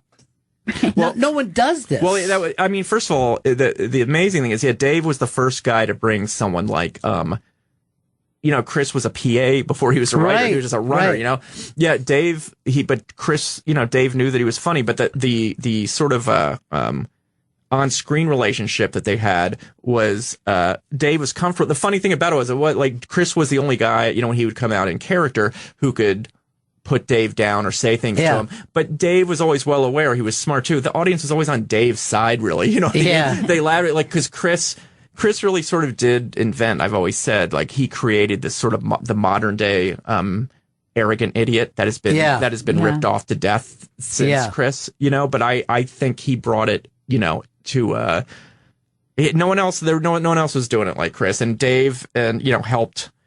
It was because of Dave that Chris got to do it, and also the chemistry that they had and the way they played off each other, with Dave just being above it all and just treating Chris like he was out of his mind, Chris, his whole thing with like Dave, like it was just like, that he wasn't impressed by Dave. He wasn't impressed. And then not only that, everything Dave would say Chris would take offense. Yeah. Oh really, Dave? He'd get to one of those. It's hilarious. And then he was always going to get even with him. Or to me, and this might have been the best thing I ever saw on TV, is when he came out as Brando, and you're like, well, this isn't Brando at all. Right. It was so far from what you would really say an impression was. And that was by design. I mean, that started with, Chris and I used to hang out so much, and sometimes he would lapse into this Brando, and it wasn't the one that everybody does, and it was funny, and it was crazy, and, we used to goof around with that kind of, and then eventually, I don't know, at the moment that we were like, oh, maybe we should write this up. It was, I can tell, at the time though, it was not enjoyed by, I think,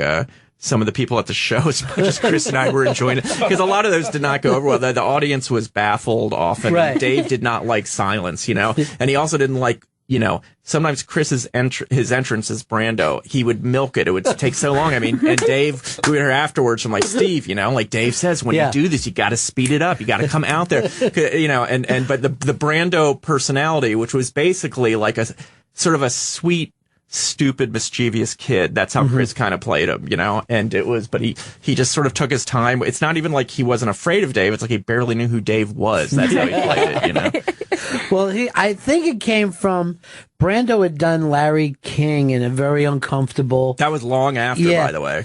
Is that right? Yeah. When Chris was doing it, there was the information that he owned an island and stuff like that. Right. But the real wacky Brando stuff was not as much out there. I think people knew he was nuts, by now, he didn't accept the Academy Award and set that woman up who was not even an Indian, I hear, posing as an. So I think it was going off of that. But all that Larry King stuff that was, and when he did the Connie Chung interview and stuff, that was after Chris had done it.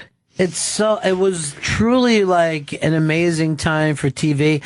I guess like if something like that will ever happen again, it'll have to happen on the internet. You know what I mean? Like, it would have to be something different too. I don't even know what it would be, because it couldn't just be like that. I mean, Dave was something new. I think it's going to be, I think all you're going to see at this point, I don't know if you'll see anything groundbreaking. You'll just see people who are really good at comedy, that like, you won't say, wow, I've never seen anyone come at it from that angle before. Or just be more like, he or she is really funny versus, it's hard to be really funny. So there's the talented people, but to have a whole completely different kind of, thing, I think that's hard. It's going to be hard now, Well, even that, it always made me laugh. That studio was never really set up.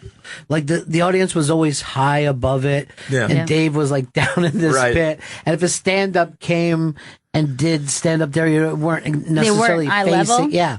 Yeah, the audience was just above them and looking down. It was a bizarre it was also setup. Really hard to get a laugh in that studio. Yeah. Like when you get a laugh, I mean, now on these shows, the audiences, they know whether they're instructed or whether they just know how to behave. It's a lot of laughter and clapping and all this other stuff. That studio could get, when a joke didn't go over, it was the worst feeling in the world. And I think since then, with modern technology, I don't know what it is. Yeah. It's sort of guaranteed that these studios are never going to be quiet. Well, plus they're larger too. Also, because it was a New York centric show when New York had nothing in common with the rest of the country. Now you come into New York and you see the same stores that you see in the mall. Exactly. And it was still there's the tail end of, I guess, the bad old days. Where it was crime before they cleaned up 42nd Street, which was a lot of, grist during that time for things we did on the show. And the original opening credits was that great montage that Hal Gurney put together, which was all the everything closing and the signs going out. But there was like that movie theater that was playing Babylon Pink, or that porn thing, and you saw that go out. You saw that was. You just had this sense that it was the New York was still kind of, Well, even grubby. like if Fran Lebowitz would walk out and she's talking, you're like saying to yourself, I've never met anyone like that in my life. Yeah. I mean, She was a typical, quintessential great guest from those days. Brother Theodore, Andy Kaufman. I mean, she's not wacky Sandra like Bernhard. that, but she's smart. Sandra Bernhard. Yeah, so many, a lot of smart people, a lot of weird people. Just, it was, but everything was, I have Brother Theodore. I've been thinking about him a lot lately for some reason. But that's a guy that, you'll never see anything like that again. He was kind of frightening when you would watch on TV. Was, you didn't know how south this whole bit would go on. Right. Adam Resnick is in with us. And I said before, to write a story that's actually laugh out loud funny, like the type of story that someone could laugh while reading, I think has only happened to me a handful of times, in my life. Normally you read a book and you're like, oh, that's amusing or that's really clever. But when something is so funny, that it actually makes you laugh. And you're like stifling yourself in public. Yeah. And then, it's hard to explain if someone goes, what's so funny? And then you try to explain the story that you've only made it to the middle of already. But there are stories that, and you're saying these are, and I'm sure you worked on them a little bit, but these are true stories. Everything is absolutely true. Yeah, there's sometimes where, and also the way I write it, I'm basically almost telling the reader that it's like, over the years, things explode in your mind and you, and you so you add sort of a kind of an echo to it almost, the way it happened. And some of the stories were some of them are, pretty much how they happen. I always with dialogue, I fill that out. Some of my dad's is probably most of it verbatim, but it might be pulled from a different story. That's something that happened to me, and combining a couple of incidents. But then there's a lot of things that are just pretty straightforward. The razor blade in the milkshake.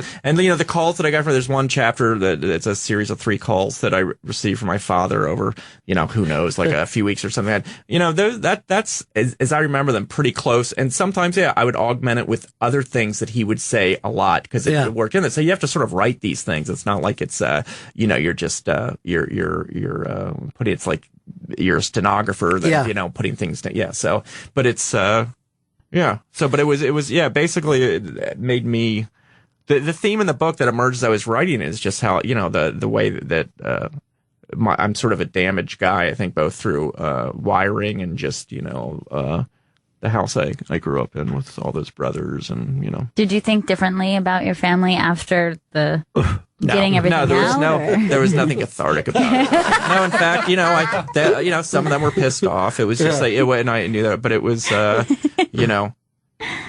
wanted to write something that didn't have to be turned into another product because that's for me has been, I've not had a lot of luck with that. So the book was important to me to write, and I didn't even, I'm glad people, tell me they think it's funny and. Stylistically, I wrote it in a way that was funny, but it really is sort of just my voice. But I don't think of it as, comedy per se. The book, I mean, I guess you'd have to say it's a humor book. But it was never my goal ever to this part has to be really funny or this has to be that. Or I never went back and punched anything up. I never thought I need some stronger, jokes on this page. Mm-hmm. It was just, I know it's the way I think, it's the way I talk. It's you explain some things that can take you almost back to childhood, like that crippling shyness of adults putting full attention on you. I think that with me is a crippling hatred. I was really never shy, and I'm also a lot of people think that so your thing is you don't like to be around people or you're uncomfortable and crap. No, I don't care. I'll talk to anyone at any time. I've always been someone who preferred to be alone, but I've never been shy. Really, I've just had a lot of animosity towards a big authority problem. Hated teachers. Even as a child, yes. Starting from a very early age. Yeah. I remember in first grade thinking, why is she dominating the conversation where there's 30 of us sitting here? And again, she's talking. It was, to me, it's like, it's not a an obscure metaphor that I'm using, but it really was like jail to me from the first day of kindergarten. They were the jailers, and and it just so happened at that time in Harrisburg, Pennsylvania, through my entire, kindergarten through the end of high school. I mean, these teachers were pretty awful, most of them. They were pissed off. The kids were pissed off. Everyone was really angry. It was the town at the time felt very unfriendly to me. Just in general, I thought it was unfriendly, but I didn't, it was awful. And then, being stuck at home with 5 brothers was not fun. Well, all those towns too had seen better days. You know what I mean? Yep. You were living in the shadows of something that people told you, oh, you should have been here. The drugstore was this and the factory and everything was just starting to crumble.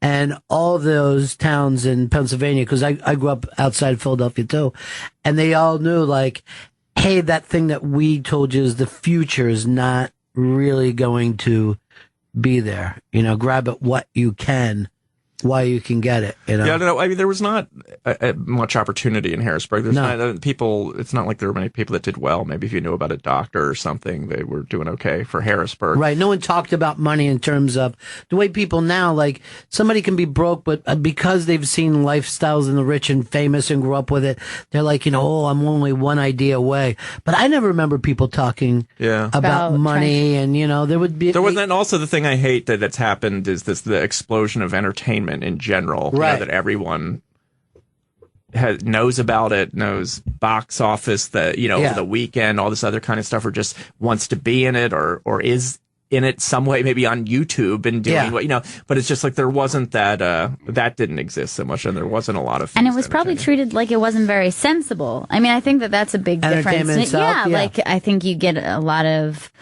artists now who say that they were discouraged to do that kind of stuff, and I think that's the complete opposite. No, I mean, I had no idea. I mean, I think kids, like in all towns, I knew a lot of kids that were in bands, and that was their, you know, sort of fantasy, right. But it was, at least I understood what that route was supposed to be. I literally had no idea, no desire. I'd never thought about doing anything except just getting the fuck out of school. Well, you know, some people now will even say like, oh, well, Vacation flopped. It only made $17 million. I'm like, $17 million sounds like a lot of money. Yeah. You know what I mean? For everyone to sit around and act like, oh, this wasn't a great opening. $17 million, dollars for a comedy still seems crazy. For what it made? Yeah. I mean, who knows what it cost? And also, I know. I hear that I'm always amazed that usually it's the more expensive movies that they really, unless it makes like a few $100 million, they feel it hasn't. Yeah, it's dropped. The bottom has dropped. But look, these are real numbers they're talking about. You know, they have I kind of understand that it's always been a business. Now it's even more so because it's like anything else. They really are trying now how to do it, how to figure it out, how to be guaranteed. The studios, we're talking about studio movies, you know, how to guarantee that it'll make money. They're not going to take a chance on anything. They don't even want indie divisions anymore. It's a waste of their time. They don't know. No, small movies are now Jennifer Aniston. You know what I mean? Like that's considered an independent film. Jennifer, she's not putting on makeup, but she's acting like she's working as a hat check girl. Okay, there we are. I don't know. I haven't seen it, so I don't know. Will not attend lively stories of detachment and isolation. There is there's a thing that you write about that I think most New Yorkers can identify with, and that's dodging some people that you run in day to day. Yours was a doorman. There's a guy that is in my newsstand who's very nice, and I'm trying out across the street so I won't have to have that moment with him every day. Right. You know, you wish sometime you went back to that New York where people ignored you more.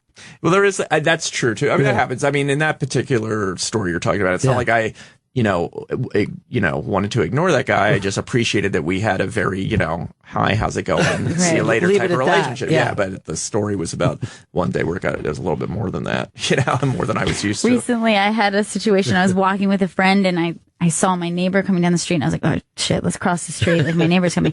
Like, oh, you really hate her? No, she's a lovely woman. There's no reason that I'm avoiding her right now. That's right. No reason. I know, have a lovely moment. Yeah, I totally get that. Yeah. Small talk can be very, very painful. It feels like it just drags out forever. Yeah. But let me just read you a list of names on the book jacket. Chris Elliott, Jon Stewart, Charlie Kaufman, David Letterman. These are gigantic Bob names. Odenkirk, but also there's some legitimate reviews, believe it or not just my buddies. But the fact that those are your buddies, right? The funniest. I mean, Bob Odenkirk is about as funny as a human being can get. I told you that Chris Elliott actually, I believe, cracked a rib of mine from trying not to laugh too hard during an interview. Yeah. But these are your peers. It's an amazing group. In terms of comedy writing, you played with the Yankees. You know what that's like. Yeah, I guess that's one way to put it. I don't know. I have no thoughts on that. You don't even see those people in the same way that I'm talking about. I mean, if we're going to sit around and not say that these are some of the funniest people. Oh, absolutely. As far as that we were all part of a team at one time. I don't look at it like that. Just they're friends of mine. They're people I know. I've worked with. I think all the ones you mentioned, everything, and they're all individually and collectively really important to me. And stunningly great. The memoir, Will Not Attend, lively stories of detachment and isolation. I think there's only a couple writers that I've ever really laughed that hard. Hunter Thompson is a guy who always made me laugh. And I'm trying to think of a novel that could pull that off.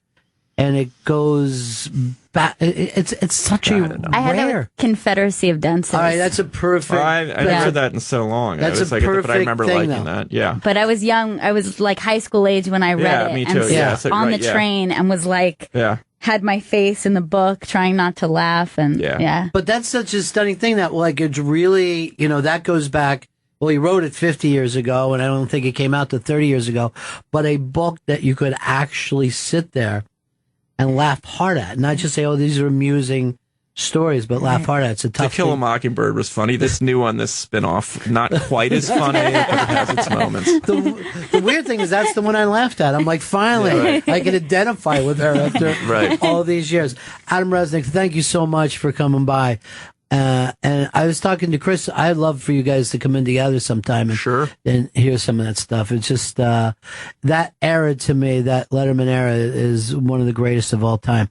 I'll see you next time, my friend. Great, thanks a lot. Thanks both of you. God, Adam Resnick, hysterical. Man, it's weird that when you meet somebody and they turn out to be the dude that you kind of wanted them to be, because he's to me, writing seems so precious, and him being real quick, I just hope that it's not like killing him to write, like it seems to be to me. Not I'm saying I didn't go back and try to punch it up, and there's a piece that he wrote. I don't want to give away the book at all, but there was a piece that he wrote about a bag that he'd like to carry just his notebook and pen in from his house to his office, and it was a Strand book bag, and it's a New York iconic bookstore. But the reason that he brought it up is that they had changed the bag, and now the bag will be gone forever. And I'm like, he wouldn't have been appreciative of that bag. Right. You know what I mean? Like, he couldn't even give me yes, I have the funniest friends in the whole world. They're just guys. The guys friends. We're talking about: Jon Stewart, Letterman, Kaufman, Odenkirk. And I don't know. It's just that era to me is just the early Letterman era. And Chris Elliott, if you ever get a chance to go back and listen to the Unmasked with Chris Elliott, that's the one that I was pretty sure I cracked a rib on. And I knew it a couple of times. I was just saying white from laughing so hard. It was amazing. I was just in white light because his stories are so uncomfortable and so funny. And he loves Resnick. I mean, I'm sure those guys don't say it to each other because they're their personalities, but they have found their other very early on. And just sitting with him, you could see how there's like a kindred spirit. Yeah, there's almost a meshing between the two of them. And he wrote, that show Get a Life, which I love. Meant a lot to a lot of people, and then Cabin Boy. Adam wrote Death to Smoochie, and he brings up that he prefers the book because no one goes and changes it. Right. And that's one of the things that you're a writer, no matter who you are, they go in and change stuff. And for some reason, you'd think there would be a market in original scripts. Wouldn't that be great if you could just get the original scripts? Yeah, because how many movies you love that you might even get so much more out of? Well, anything that probably is not by a writer-director. You know what I mean? Yeah. Well, when Charlie Kaufman, I think it was the first one that came off, which was about the Chuck Barris, right? And to me, that's a terrific movie, right? But a lot of people say Clooney, who directed it, ruined it. Really? And I'm like, what was the movie? Because I thought he had Chuck Barris down, I thought that whole thing. And they're saying, if they would have made the movie that Kaufman wanted them to make. And I'm like, what? I would love to see that movie. Yeah. With Clooney out of the damn way. Even though I thought I was enjoying it. There's something better. I guess you've taken something from me. Yes, I think. And then we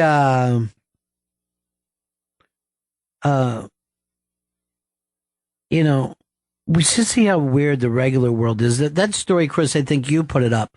There's two stories that you ran with. One is Adrian Peterson, who, football player, took a year off because he hit his kid with a switch or a cane or switch. Whatever the hell it was. Switch style. Tell everybody what he's going to be doing this year for the Vikings. He's the face of Family Day for the Minnesota Vikings. As a joke? No. Now, wouldn't you think that the Minnesota Vikings would try to protect him from such backlash? Yes. You think all right, we have Family Day coming up. AP, you should just stay away from this. Just don't have anything to do with. You know what? Stand in the background. Hey, let's cancel Family Day. There's no reason to put AP through this. Instead, somebody thought, hey, it'll really work out to have him doing Family Day. And people will believe in it. Instead of it looking very transparent. Yeah. You know what I mean? Like, that's how it's going to come off. Like, see? Family Day. We're going to make it better. No one's going to remember what happened with this picture on Twitter. It's crazy. It's a picture of him and his son. That was their big tweet for Family Day. Kissing, yeah, which I don't know about that. What? What, Like, Chris? it's on the lips. Chris. It's weird. Your dad never gave you a kiss on the lips? I can't remember, no. I don't believe so. I like to take you to some kind of hypnotist. Terrible happened? shit will come out of his brain. Dude, I want you to read this Resnick book. I want to I've actually turned it on to a bunch of listeners because they'll always write to me, what was that book again? I love it when somebody wants to. There's something really different about somebody says, what was that book you were talking about? I know. I've had a weird thing, almost like an OCD thing since I was a kid.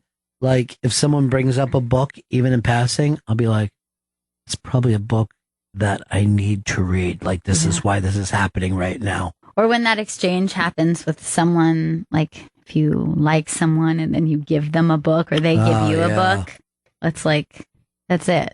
You're like, read this, you'll understand me. Oh. So deep. But sometimes I'll do it just like if I hear someone mention a book in the background, I'm like, maybe the universe itself wants me to hear that book. The book that will change my life. Which is awful if you go places where you hear about books all the time. You're like, all of these are... These all can't work. I'll get changed. This is too much. Every time I read a book, I'm changed. Well, this is like the last book that I read for fun. And I don't know who brought it up as saying, I think this is, maybe I read it, someone says, I'm reading something I think is the funniest book of all time. And I would kill to be able to write a book like this. And I'm like, I have those experiences, but I'm not going to sit down and write them up. You need to sit down. I can't do it. I'll sit down and watch TV or a movie. Too righty? Yeah, it's too much typing and writing and sitting in one place, commas and no. Here's the problem with me being a writer. I'm too good of a reader to read my own shitty writing and think that it belongs there. I would never want to see my book in the Strand. I'd go in and steal it before somebody else compared it with one of the books next to it. I think that's honestly what stops a lot of people from doing whatever creative works. There's like an Ira Glass conversation about that where he says if you have really great taste and you want to be an artist, it's almost impossible to get started because you're just like a baby artist and you're not going to be doing what you like. You'd be like, there's so many people who are better than me. Yeah. So your taste actually ends up getting in your way at first. So you kind of have to plow through that. You have to realize there are people out there that have no taste and maybe you can work to them. Right. Those shitty. They're going to think you're great. Yeah. Because if you were like, oh, I want to try comedy, and then you went into a club and you saw like Chris Rock or Louis C.K., you would just leave depressed. I'm out. This is stupid. I can't do this. I'll never be that good. And the guy's still talking now, even as I'm leaving. I hear people laughing. You should just go to a really shitty open mic where shitty people. Oh, yeah. That'll give you some confidence. I sent Dan in. Let me ask Dan about that because he's a guy, he goes out and he does comedy. Yes, he's out in the clubs. The club. Everybody in the club getting tipsy. All the time. And this is my other thing about Dan. And I'll put, I always, two things I say. If the other day I saw Dan Perlman and he was walking in front of Jenny Hutt. And I yell, "Pearls before swine." And it was like a big laugh. And no one got it. But I really felt like it was great. But let me tell you something about a guy I call Danny Pearls. He's a day man. A real solid day man. I start in the morning and end at night. That's beautiful. Thank you. Now, we were talking about when you were first starting, and you started in New York. Yes. When you walk into a club and you see David Tell and you're a young comic, right? Why didn't you quit? It is crazy. You watch them, and the crazy thing is, like, man, they're making people laugh every sentence. I know. You don't have to, like, it's like, man, maybe if I, like, build for, like, 30 seconds or something, I can get one left, but it's, like, every fucking line. Right. And that's what seems the craziest. It's like, how are they doing that every 3 seconds, 5 seconds? So, yeah, it's. Why didn't you quit, though? What kept you going? I mean, you just want to chip away and slowly lower, make the gap smaller between how incredible those guys are. There's a word you use called slowly. Very slowly chip away. How close have you gotten to a Tell since you started? How many years ago? I started full time 3 years ago. All right, and part time? How long ago? When I was in college, I would do it like twice one week, and then wouldn't do it for a couple weeks. So you can't. Like, okay, I'm going to go. I do. Yeah. I count that. How close have you now? Do you? Far away. David far away. A huge, massive. There's a massive in gap. your mind, will you ever catch David Tell? No. Okay. I mean, and I think those guys that I'm sure this is true for any, like, comic, even, the super established ones, those guys who you see when you start, you never reach that level in your mind, because those are still the guys that when you were starting out, they informed, your love of it and what you were trying to do. So, who was the comic for you? Who was the guy? Who was the comedian that changed your life? Honestly, one of my favorites was Giraldo, Greg Giraldo. I just thought he was the fucking best. He was just, his writing, his energy, he was able to step out, and if somebody was heckling or something, like, he just had so many bits that I'll just think about all the time. I was maybe like 15 or something. I was at the Cellar and I saw Ray Romano drop in and Robin Williams drop in, and Colin went out before, like, the height of Tough Crowd, whatever. And then Gerald had to follow all those guys. And I don't remember anything Ray Romano said that night, anything Robin Williams said, but I remember Geraldo going up there and saying, "Hey, have you ever been doing a crystal meth with a switchblade and 3 celebrities go on ahead of you? Has that ever happened to you guys?" And he just demolished the whole fucking set. And I remember leaving thinking, like, this guy's the best. Yeah. This guy's the fucking best. You know what always breaks my heart about that is when we started doing Unmasked, he was one of the names of, well, we'll get him. He's in New York, so we don't have to worry. Because we did that with a lot of people who would go, "Oh, do you want to go for him?" And we're like, well, he's around, so we'll get him right before this. And we've done that with a lot of folks. Yeah. You know what I mean? That we waited until, Voss and Bonnie had something that they were promoting, or,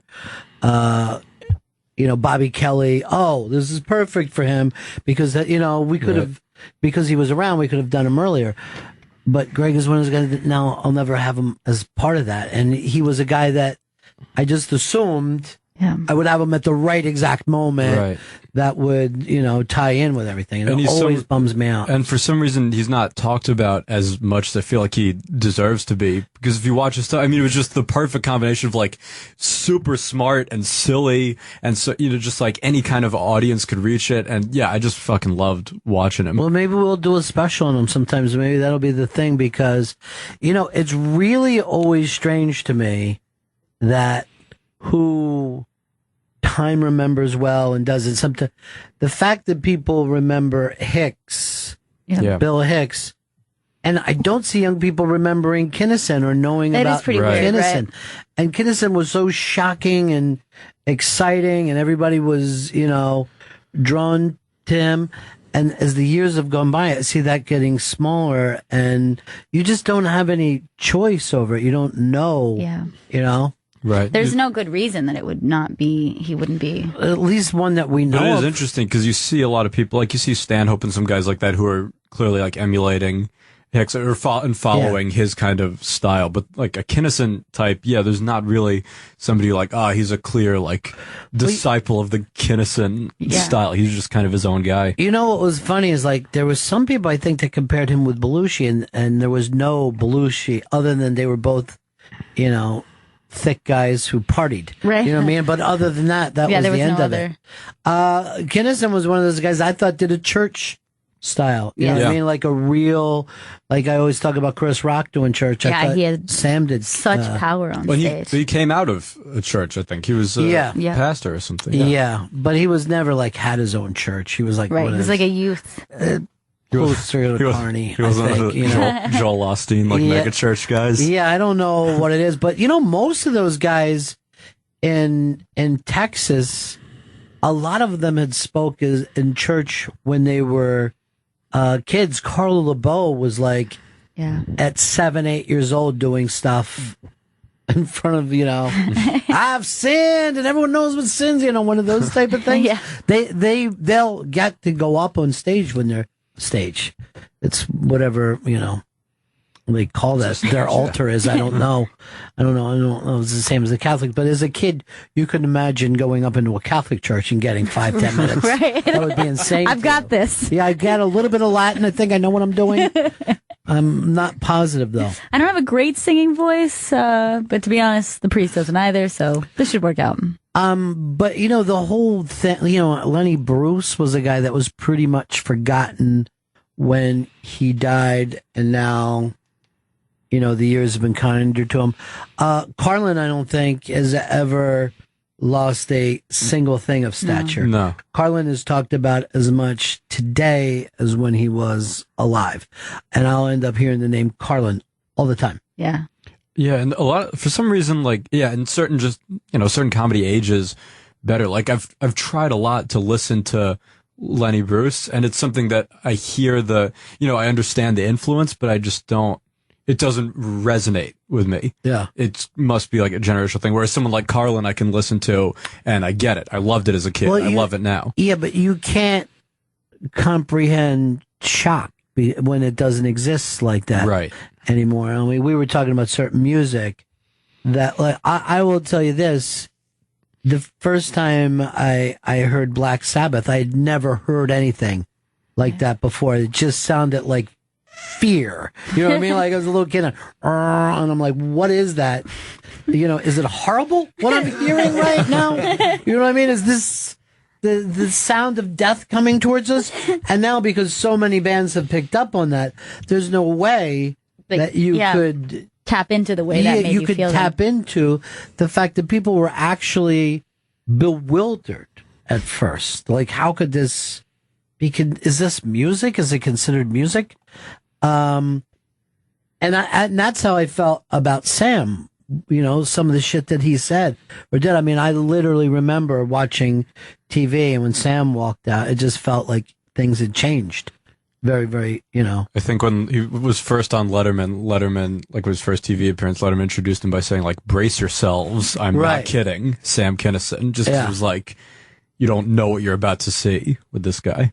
Yeah, and then Dave would do these like he was doing his own yells after that. Is that how it goes, Paul? Is that it? Am I doing it right? Because no one had seen that kind of disruptive thing take place. Yeah. But you're going to catch these guys. You're going to catch Louis C.K. You're going to catch Attell. Close that gap. Just every day try to get a little less bad and just keep moving. But you're an optimistic type guy, then. Yard or two. Yeah. You're an optimistic type guy. Oh, the glass is half full, my man. No, the glass is just is actually too big for you. Yeah. That's why it's half full. It's a decent amount. It's a Carlin. It's a giant jug. It's a Carlin. Who for you was it like the comedian that you're like, holy shit? I don't know. I mean, I had that feeling about Carlin when I was a kid. As I got a little older, it was Mitch Hedberg. Like, what Mitch Hedberg... was really a weird, different thing that a lot of people picked up on.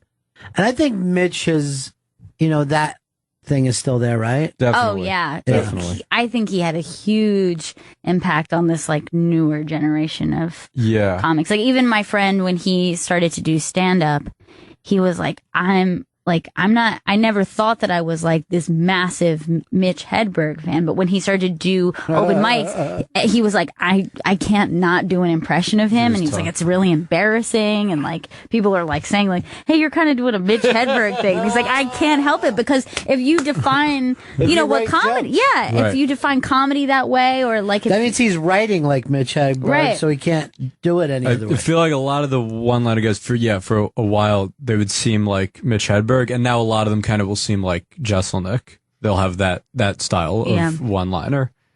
That's interesting. So people that just have that impact on even their own generation almost, or, well, if you brought up, if somebody's even a couple years ahead of you, it's tough to catch that in your mind. And if you look at guys that I like that sometimes people will act like people who are skilled, but because they've been around for a while, are not skilled. And they'll be like, oh, he's doing that, that Billy Crystal, Seinfeld, hacky. And you're like, no, dude, there's nothing hacky about it. Right. It's one of the greatest. Yeah. You're just acting like they act like they're in showbiz. No, they are. He's doing that greatest sitcom of all time crap. Yeah. But, Crystal is somebody that time shits on. And you'll never see. That man has never had a bad set in like 50 fucking years. He's like, whoa, Crystal killed out there, huh? Tonight really turned that room around. And by the room, I mean the planet Earth, when he was hosting the Oscars. Yeah, he's hosting the Oscars. And there's just like people in Pakistan. Oh, Billy's acting like he's in the movie. It's a very weird. Well, the same thing happens in rock and roll, where some people, some people are remembered in a certain way, and other people are not. You know, even though in life they might have been very much equals. In terms of stature, as years go by. It's how they, I think, sometimes view their popularity. Well, like if you look at the Beatles, they considered their biggest competition Jerry and the Pacemakers. Right. And that went on through most of the, mid 60s. They're like, we've got to beat Jerry and the Pacemakers, And now if you say to somebody, name a Jerry and the Pacemaker song, they get. Dave Clark 5 was just about as big as the Beatles, came to the United States, I think 1 or 2 weeks after the Beatles, first band ever to tour the world, something like 25 hits. And no one sits around talking about the Dave Clark 5. Right. Well, Tom Hanks did. Oh, yeah. Tom Hanks was crazy. Really loved them. The way the Ramones have grown in stature, where people act like, well, if it was the 70s, I would have been there. Why weren't you there in the fucking 90s when they were still playing clubs? Right. Or the early 2000s. Yeah. When they were still playing clubs. They never did an arena tour. And go back and listen to those songs, and you're like, well, these are hit records, one after another. Absolutely. I would have been able to just fucking send these into a radio station, and we'd all get paid. Excuse me, I should have been the manager. A record of hits that I've brought to you? Yes, I brought you a greatest hits record, which for some reason, when people are like, well, they were harsh, listen to them. It sounds like Chuck Berry and the Beach Boys. I know. They're poppy, and like there's a poppiness to them that's just like, yeah, that's timeless, that sound. And yet, no one, those things never went platinum. They never, I don't know what their biggest single might have been, like Pet Sematary. Only because it was tied in with a movie. Probably that. Because a lot of it didn't, I was in rock and roll radio, and we never played Ramones. Rock and roll radio? Yeah. And there's something, making fun of me. Now I feel like I should have died years ago, and then I'd be appreciated. I'm sorry this is, but it is interesting which bands are constantly discovered by new generations. Like the Beatles or the Stones or something that 10 years from now, 20 years from now, every, young person will discover it themselves as if they just came out. And there are some bands that, like you said, they might be like huge at the time, but for some reason they just fade. And I don't know what that quality is even that they have. Even the people in their genre, like if you're a metal fan, you owe something to, like, let's say Deep Purple. And other than Smoke on the Water and maybe My Woman from Tokyo, it wasn't as hard as no one sit around and go, oh, those guys should be in the Rock and Roll Hall of Fame. They didn't get nearly the love. And at the time, Aerosmith would have opened for them. It's just strange how life happens that way.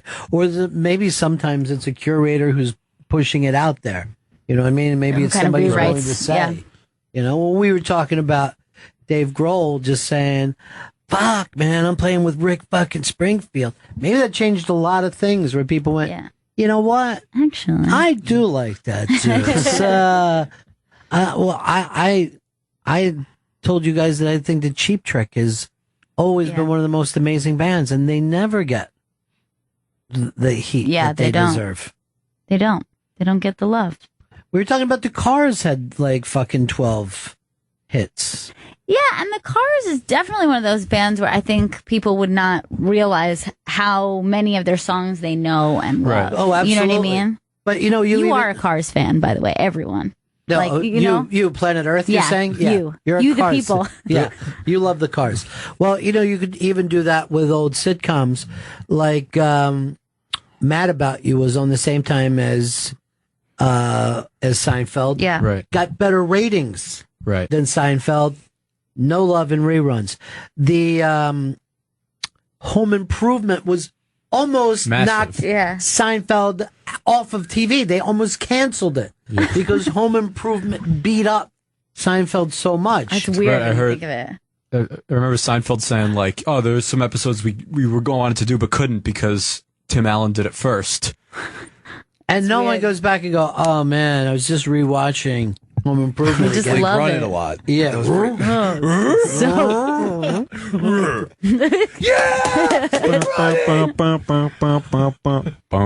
Honey, you're not eating that cake, are you?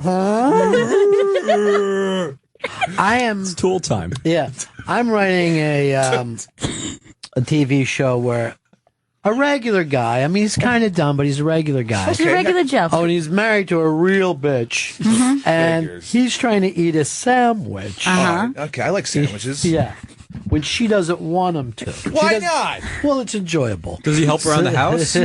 He wants to watch the game. Oh, damn.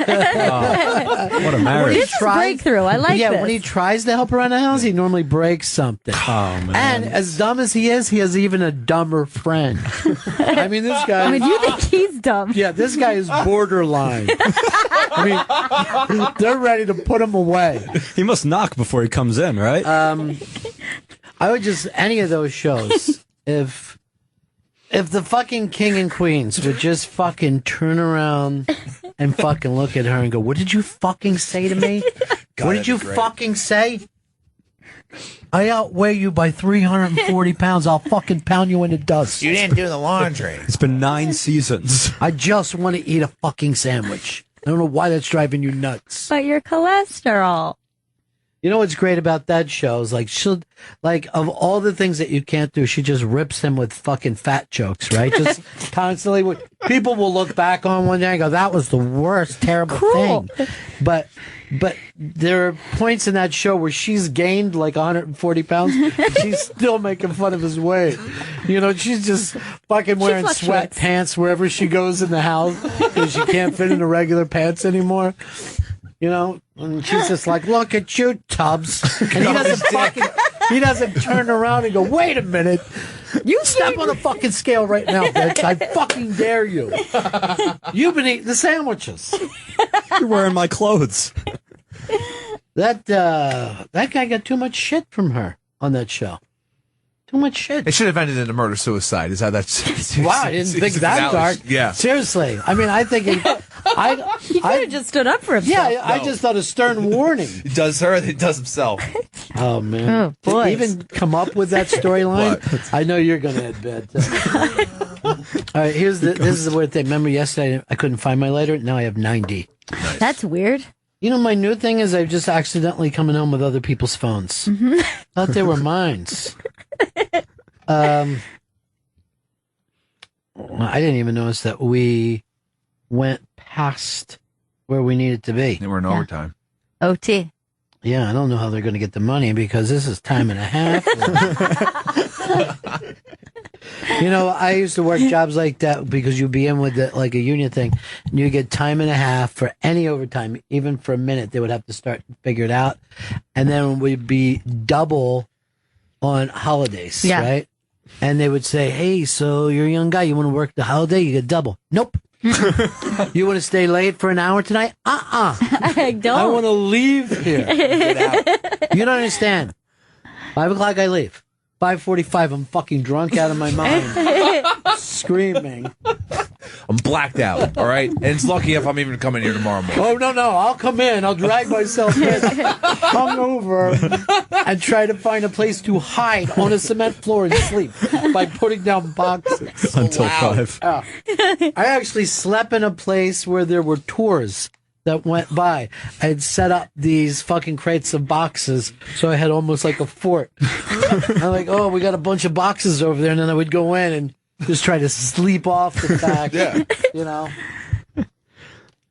All right, so we got to go. I know this is an unmasked that you're excited about, Brian Regan. He's the funniest. Well, you're going to catch him. I know. Close gap. No. Let me tell you something. I've known Regan for a long time. Never known him to win a cartoon contest, so who knows? Think about that. Do a drawing contest, yeah.